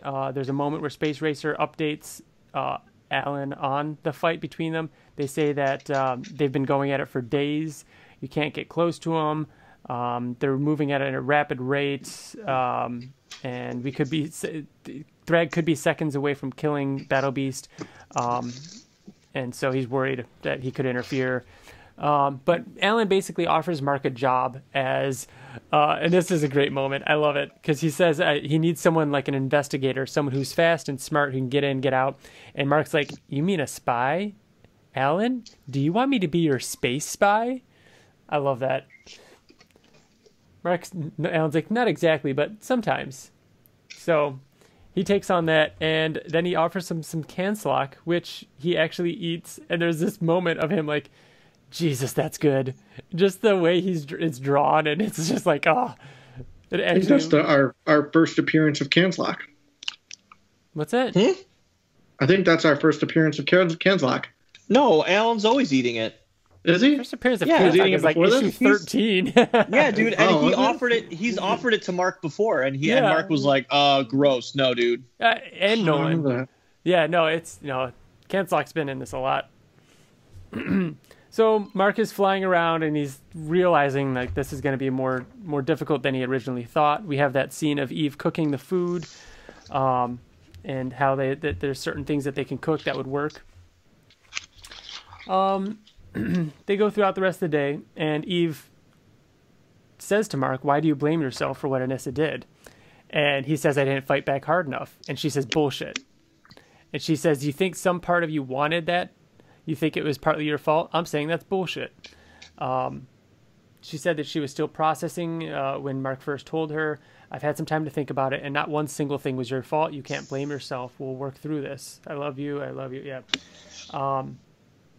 Everything else will work itself out, and we're in this together. So it's just a good moment of them, And then Alan comes in and ruins it. And Alan comes in and ruins it. Says that Thrag is it looks like Thrag's gonna win this fight, and if we're gonna take him down, you probably should go in now. This might be our only chance.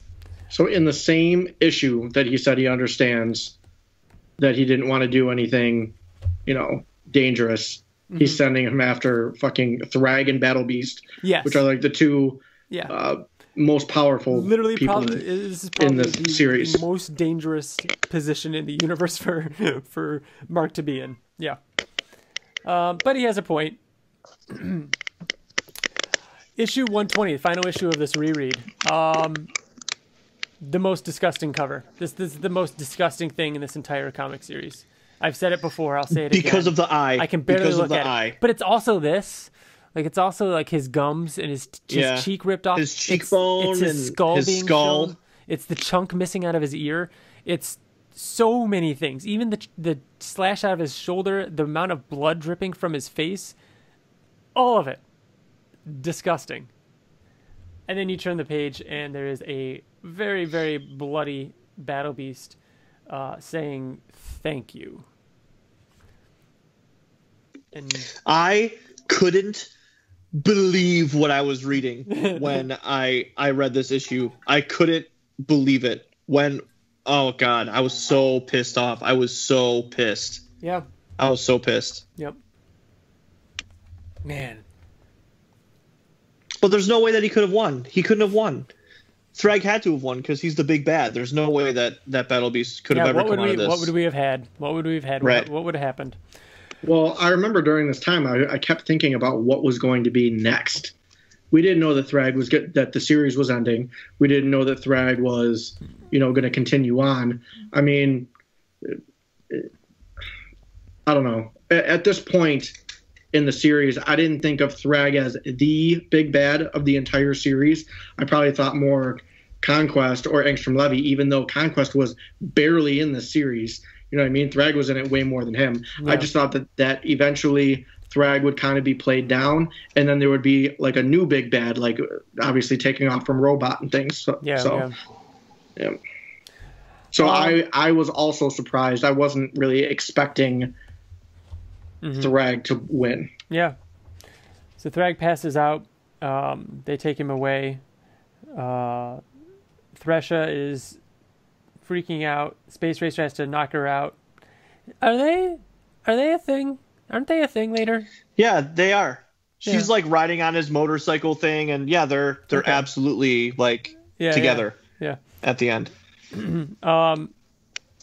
Days later, so Mark and Oliver, Mark now sporting a blue version of that same outfit, are on the planet. They don't know who won. It's hard to tell. It's weird. Mark asks Oliver if it's weird for you to be here. Oliver, talks about how he, can recall all of it, but but it's everybody's been long gone since then. His mother even died days after he left as a child. And then an old Thraxan or whatever shows up and says that the one known as Battle Beast was able to destroy many of our cities and kill many before our monarch Thrag defeated him. His body was burned. That was held long ago. The day the great monarch left the planet and took all of our warriors and many of our women. And so that's not, Mark's like, that's not what we wanted to hear. So they're aboard the ship that is reminiscent of Star Trek, and they find the remains of the ship that Space Racer and Thresher were on. They bring them on board and revive them. And there's the moment where Space Racer and Thresher hug, and they can't believe he's really gone. But yeah.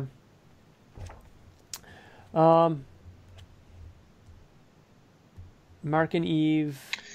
I think the important part coming up is she's just like, I want to try, and he's like, all right, let's do it, let's try. Mm-hmm. So Tara's crying. God, this moment. Eve is sleeping, and Mark wakes up with the baby, and the page is 16 panels, right?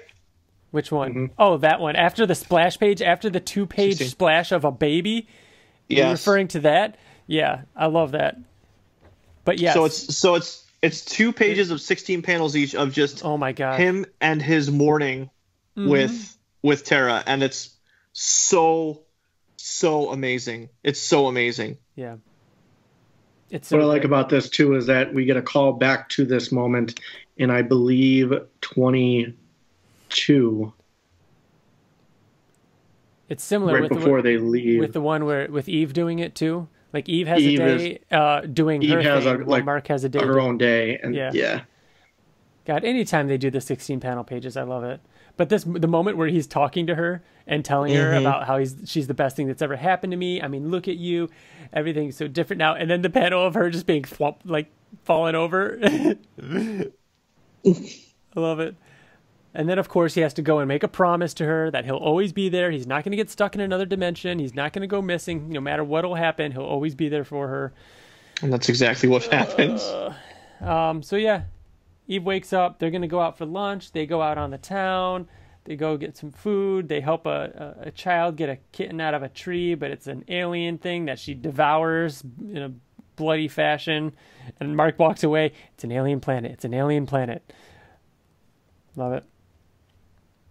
So, yeah. They talk about how they'll always remember these days because of how different it was, and it's something special to look back on and laugh kind of thing. And they're saying, hey, maybe we'll get lucky and Thrag will get sucked into a black hole. And then you see how this issue ends with more and more children being born, and a female Thraxan walking up to Thrag saying, how fare you, monarch? And you see him. Now it wouldn't have been enough to know that he won. To know that he won was the kicker. That was it, right? No, you turn the page. This issue ends with him saying, my health is improving. And he's standing there wearing Battle Beast. Yeah. Yep. I have no words. Yeah. Man. It's badass looking. It's so badass. If I were to ever have like a cape of some sort, it would be made from Battle Beast. And it's so poignant because the ruler, the Viltrum ruler, has that big white fluffy cape. Mm-hmm. So now he's made his own out of Battle Beast. Like, come on, it's so cool. Love it. Oh, is this it? Is this how? That's how it ended. That's it. That's it. Man. 4 more of those. 4 more rereaders. Next up is Reboot, right? or something Yep. and then reboot? No, it's reboot. Oh yeah, it's reboot, then Cory Walker, and then the end of all things. That's all. That's it, guys. That's all we have left in this. 4 more months. So it's nice to, man. End of all things is 2, though. Yeah. That's what I mean. There's basically 3 arcs left. One of them's just big.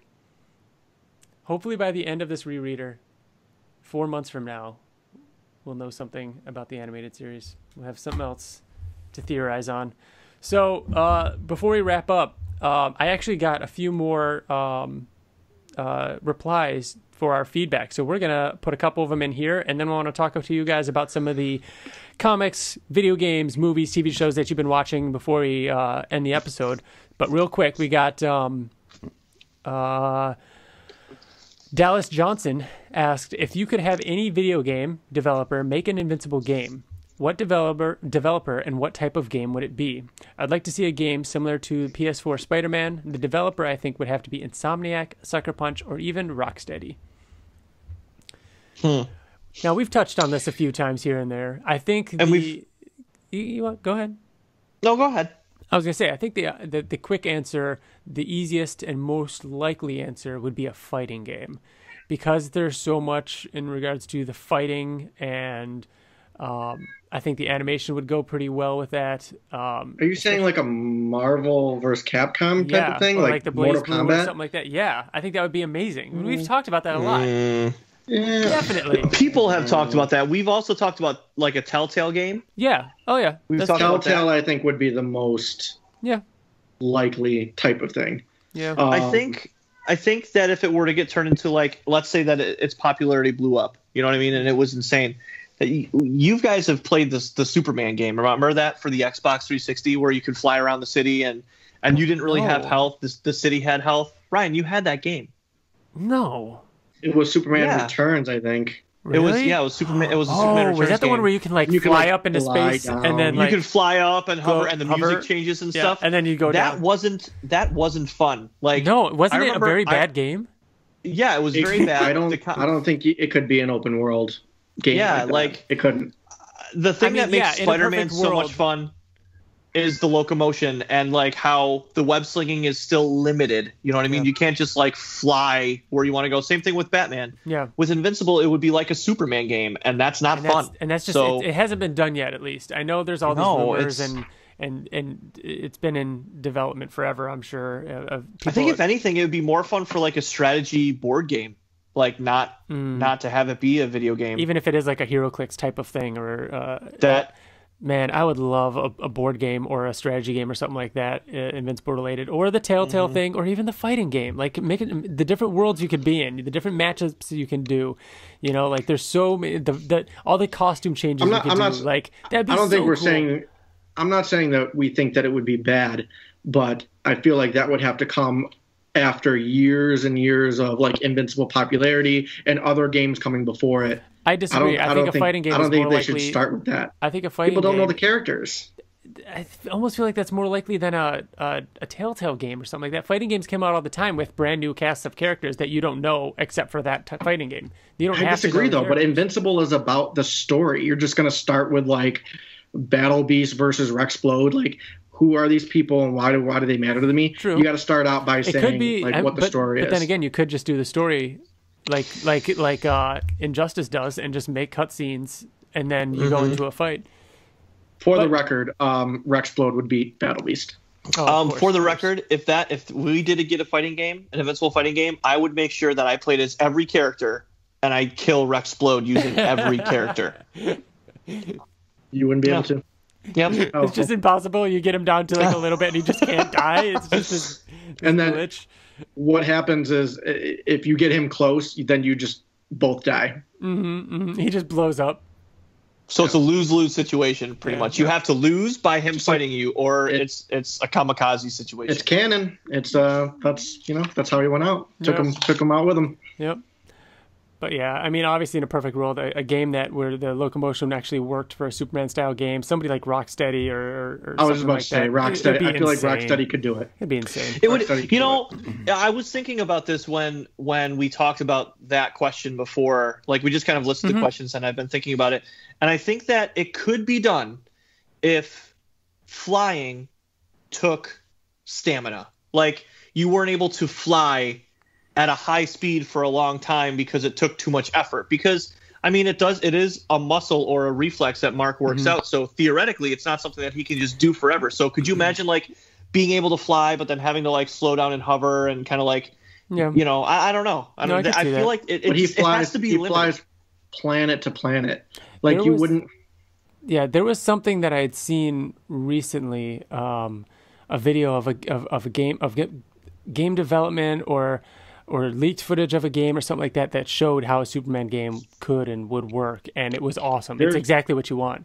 There's actually a very popular YouTube video that you could look up of a canceled Flash game. Yeah, I remember that. You would think that a Flash game wouldn't work, but it was actually awesome. Like, it was cool. It looked really good. Yeah. Regardless, because Bill's typing it and looking it up. Let's we got this one from Bo Pilgrim. Eve duplicate Monster Girl. Kill one, live with the other one, but with no kissy kissy, and then bump uglies with the third one. What say you? 100%. Can we all agree the kill? Don't even say Monster Girl. Hell no. Okay, are we talking Monster Girl in her monster form or as in her human form? No matter what, duplicate's gone. Yes, I agree. Especially after this issue or this trade. Well, some people would be like, "Wow, there's many of her." You know what I mean? Like, that could be fun. Okay, wow. Why did I not even think of that? Right. I mean, when it comes to the bumping uglies, I think we can all agree Monster Girl. Yeah, I think we're all going to say the same thing. I mean, Eve. Yeah, I mean, Eve. Were you going to say otherwise, Bill? Yeah, I was going to say. Why does Mary have to be no kissy kissy? live with one, but no kissy kissy is what he says. So. Well, because then again, Monster Girl did would be the same as marriage. Be like roommates. Yeah. Yeah, it'd be like. Oh yeah, I mean, so you're not marrying any of them. So I mean, Monster Girl did live for hundreds of years with someone who was like an evil tyrant. I mean, I don't know. I think we all pretty much say the same thing, though. Yeah, I would agree. Then Will Smith says, "What do you guys think of What do you guys think is the overall best drawn issue?" Well, Conquest. Art-wise, what's your favorite issue? Conquest? I mean, it would have to be. I mean, we talked before about how my favorite cover is issue 63 of Invincible, just broken and bloody. I mean, it's the Conquest fight. It was Ryan Ottley in his freaking prime with FCO colors on top of it. Like, to me, it's not even close. It's definitely Conquest. I almost say 75. Viltrum blowing up. Like, I think that would give it a run for its money. You know, all those characters, those fight scenes, there's the planet breaking apart, several splash pages. I mean, it took Ottley months to get that issue done. And, yeah, I don't know. That's a tough one, though. So, yeah, what have you guys been watching, playing, reading, viewing? So I finished. Did you finish Fleabag season 2? No, I didn't. We haven't watched any more of that. We finished the first season, like we had talked about. But season 2 while you're still fresh on it. I started last Tuesday. The first novel in the Expanse series. That's right. Because Wyatt Layne. The Expanse is something that we talked about on the Oblivion Song podcast. Yeah. I started it on Tuesday and I finished it on Sunday. So I read that entire book and I'm about 25% of the way through the second novel so far. And it's fucking phenomenal. Like, really? I understand it's definitely niche. Like, it's if you like sci-fi, if you don't like sci-fi, you'll hate it. Yeah. Like, if you don't like based in reality sci-fi, you know what I mean? Like, this novel is obsessed with gravity and what it can do to people. And if you're traveling at a speed that is like, 6 Gs, how long can you do that, without doing damage to yourself? But people, I talked about it in depth, like a lot of comments on Twitter, where one of my least favorite things in the whole wide world is when something establishes its own rule, like Ant-Man, and then fucking breaks it. Like, I hate it. You hate it so much. I would love Ant-Man if, like, the tank keychain weighed like 2 tons. You know what I mean? It doesn't make any sense. Like, Ant-Man is a superhero because he's the same mass as a 200-pound man as, like, an inch tall, which makes him very strong. So why doesn't like everything else have the same mass when you do the same thing? Exactly. Yeah. So the Expanse, or Leviathan Wakes, it establishes rules within its universe, you know what I mean, within its science, and it follows it to a T. Not like where it like obsesses about it, but like if something happens, you're like, wait a minute, didn't you say? And then it's like, oh, by the way, this is a limitation that you have. You're like, oh, like it's very, it's Smart. Almost relieving. It's like a relief to read a book that, like follows its own rules that it established. And I love it. It's great. It's fantastic. You should read it if you like sci-fi. Yeah. No, I'm sure I will eventually. Now I don't know, because I feel like I was close to finally just watching it. But now it's like, well, shit. Do I just read it instead? I started it. Like, I didn't want to watch the show until I finished all 8 books. Yeah. But me and Liz watched like the first 3 episodes because I finished the first book, and I don't really like what the show is doing compared to the book. But the person who suggested it to us suggested the book and the show. So I mean, Wyatt likes it. So it's two varying opinions. Yeah, might like it. Yeah. All right. The book is always going to be better in any case. You know what I mean? So it's tough to go from reading a book and you're so invested in the book and you know what people are thinking. You're in their heads. Like the book is always going to be better. But so like an example would be, there's parts in the book that it's like a naval battle. Right, because it's not like Star Wars combat, you know what I mean? It's like a naval battle. So you have a big frigate and a big frigate that are like 1,000 clicks away, and a torpedo is coming at them, and they have 5 minutes to figure out what they're going to do. Can they get away from the torpedo? Should they just get hit by the torpedo and then just wait to be boarded? Like, so there's moments of suspense where it's like literally 2 chapters of a torpedo going towards the ship, and you're like, holy fuck, what's going to happen? In the show, it's just like the torpedo launches and it hits the ship. Like it literally just like ignores all of the suspense that happened in the book that made it so good that it kind of just feels hollow in the show. But, to your point, TJ, the show is never going to be as good as the book. So, I don't know. I brought it up on the Believe in Sound podcast. I watched the first season of the Harley Quinn animated series over on the DC Universe channel, show, streaming service, whatever. Have you watched any of the second season? No. I hear it's really good. Yeah, only because I wanted to kind of let it stack up a little bit, because the first season I just knocked out right away. I really enjoyed it. And not at all really because of Harley Quinn. I mean, she's good in it. I like her. It's good. But I mean, Ivy steals the show. I mean, Clayface, like the world it created is awesome. The characters, the fun it has, the comedy is amazing. The character development is really good. And it was just cool being like, all right, here's a rated R superhero animated series, and just seeing what that's like and what they did with it. With it, in the back of your mind being like, all right, here's, let's see how this is going to compare, but I enjoy it. I enjoy it a lot. I think you guys should definitely check it out. Yeah. After you said something about it, I'm very intrigued. Yeah, like, I would definitely at least download the trial or whatever it is for DC and watch it. I've also been watching the final season of Star Wars Clone Wars, which is finally very good. The first several episodes weren't that great, but these last 2 have been incredible, especially this last one. It was very good. All the mall stuff, I'm sure, is crazy. Like that's been all over the internet. Yeah, and that's really what was the best part of the original run of Clone Wars was the mall stuff. I mean, there was other really good stuff in it, but that was what did it for me. And this stuff is it's good. I tried watching the Clone Wars. Yeah. From the beginning, and I just can't get past the whole like the news anchor that's like, and then the clones. Oh my god! And then, It's like in Yoda. I'm like, oh my it's god! that old timey like news thing, and it's just, I mean, what did Korra did it too, right? It did do it, yeah. Yeah. It was But Korra did it. predator. Korra did it in like it was making fun of it.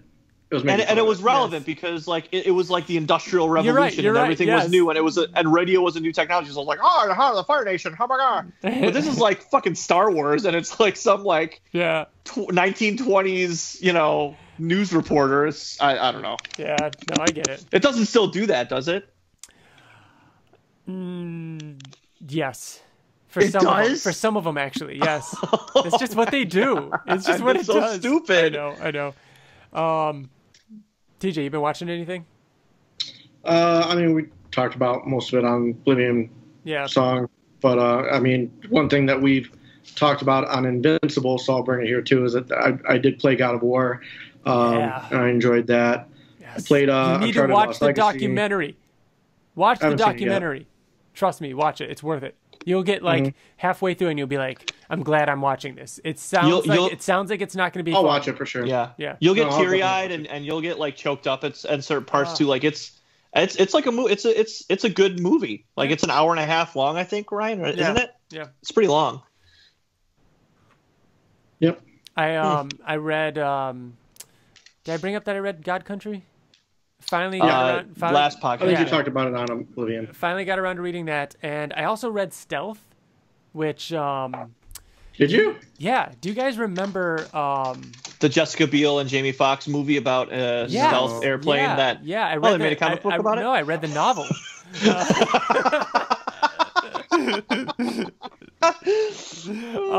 No, remember, Jesus, 2007 or something like that. There was Robert Kirkman did a thing with Image, the one shots, where he did the one shots. I forgot what it was called. Stealth was created by him. Yeah. But I forgot what that was called, where he came up with, it was like 5 different stories. There was Stealth, Murderer, Stellar, which... Demonic. Yes, that remember all those? Awesome. So, yeah, I do. So Stellar became a comic that we read the first issue of. Yep. It was drawn by or written by Joe Keenage or whatever. Stealth became one. And then there was Demonic, Murderer, and then another one, which I think also became a comic, but I don't remember. But regardless, Stealth, got it right here. Right there. Oh yeah. So this became was turned into a full blown comic. I read the first issue, and it is drawn by Nate Bellegarde from Invincible Invincible fame. Oh yeah. So yeah, and it is very good. I really enjoyed it. So yeah. Yes. Hopefully it's not forever before we get an issue 2. Oh, and the cover is done by Jason Howard, which is awesome. The Stealth movie did come out in 2005. You're pretty close. Well, no, I was referring to the. No, I know, but I had to look it up. Terrible movie. Ugh.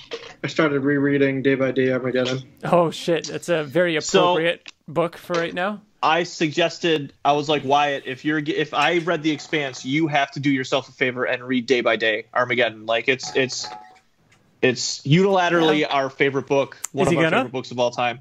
He gave a thumbs up to it. I don't know, like he didn't speak directly to it, but he absolutely Did you tell him to just stop after the first book?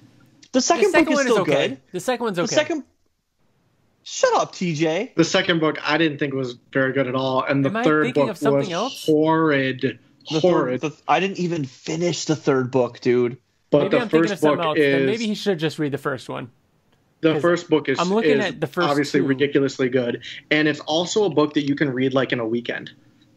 It's pretty quick. Yeah, definitely the first one at least. TJ and I have gotten back into Magic the Gathering. We've been playing a lot of that on... is that why a friend of the podcast, Mike, sent you a picture of a box of cards? I'm like, what is this? Yeah. We've been playing that on Magic Arena as well as over Zoom. We just point cameras at tables and play against each other. And Katie has been playing Planet Zoo obsessively. She got a new game where it's basically like Zoo Tycoon or Roller Coaster Tycoon, but for zoos, and it's actually pretty cool. So I've been watching that. but that's just about it. I got my I could have brought this up during Kelsey's letter about stuff that we have, but I got my my final CGCs back, the ones that I turned in October of last year. I turned in my signature series issue 1 of Invincible. I got it regraded and pressed. It was a 9.2 and it came back as a 9.6. So I am thrilled about that. That's a huge improvement. It's thrilled. Huge. That's so cool. I'm very, very happy with that one. So yeah. But yeah, that's it. That's it, guys. So we're going to wrap this up. Thank you all for listening. Remember, you can find us on Twitter, Facebook, YouTube. You can email us at theinvinciblepodcast at gmail.com. You can find us online at theinvinciblepodcast.com. We are also the Oblivion Song. Try that again. We are also the Oblivion Song Podcast. And this week's outro song is done by Wyatt Layne, who we've talked about multiple times on this episode. This song is called Hers. And like I mentioned before, it's a little bit of a quieter song. It's very, very good. Check out all of his music over on Soundcloud, iTunes, or Spotify. Thanks again, Wyatt, for letting us use your music. And that does it. We will see everybody back next month.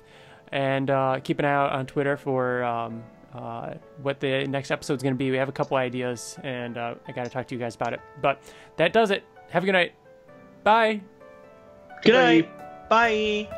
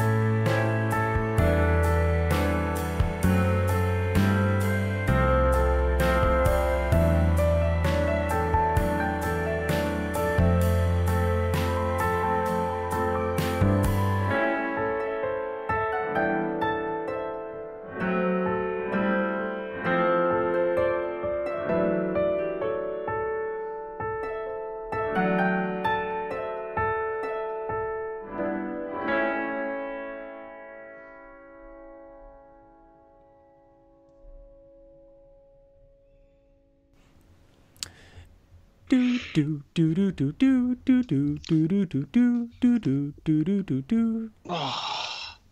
Do do do do do do do do. What should I call the post of us? This picture. What should I put for this post? Fucking. I'm fucking. I'm fucking. I'm fucking.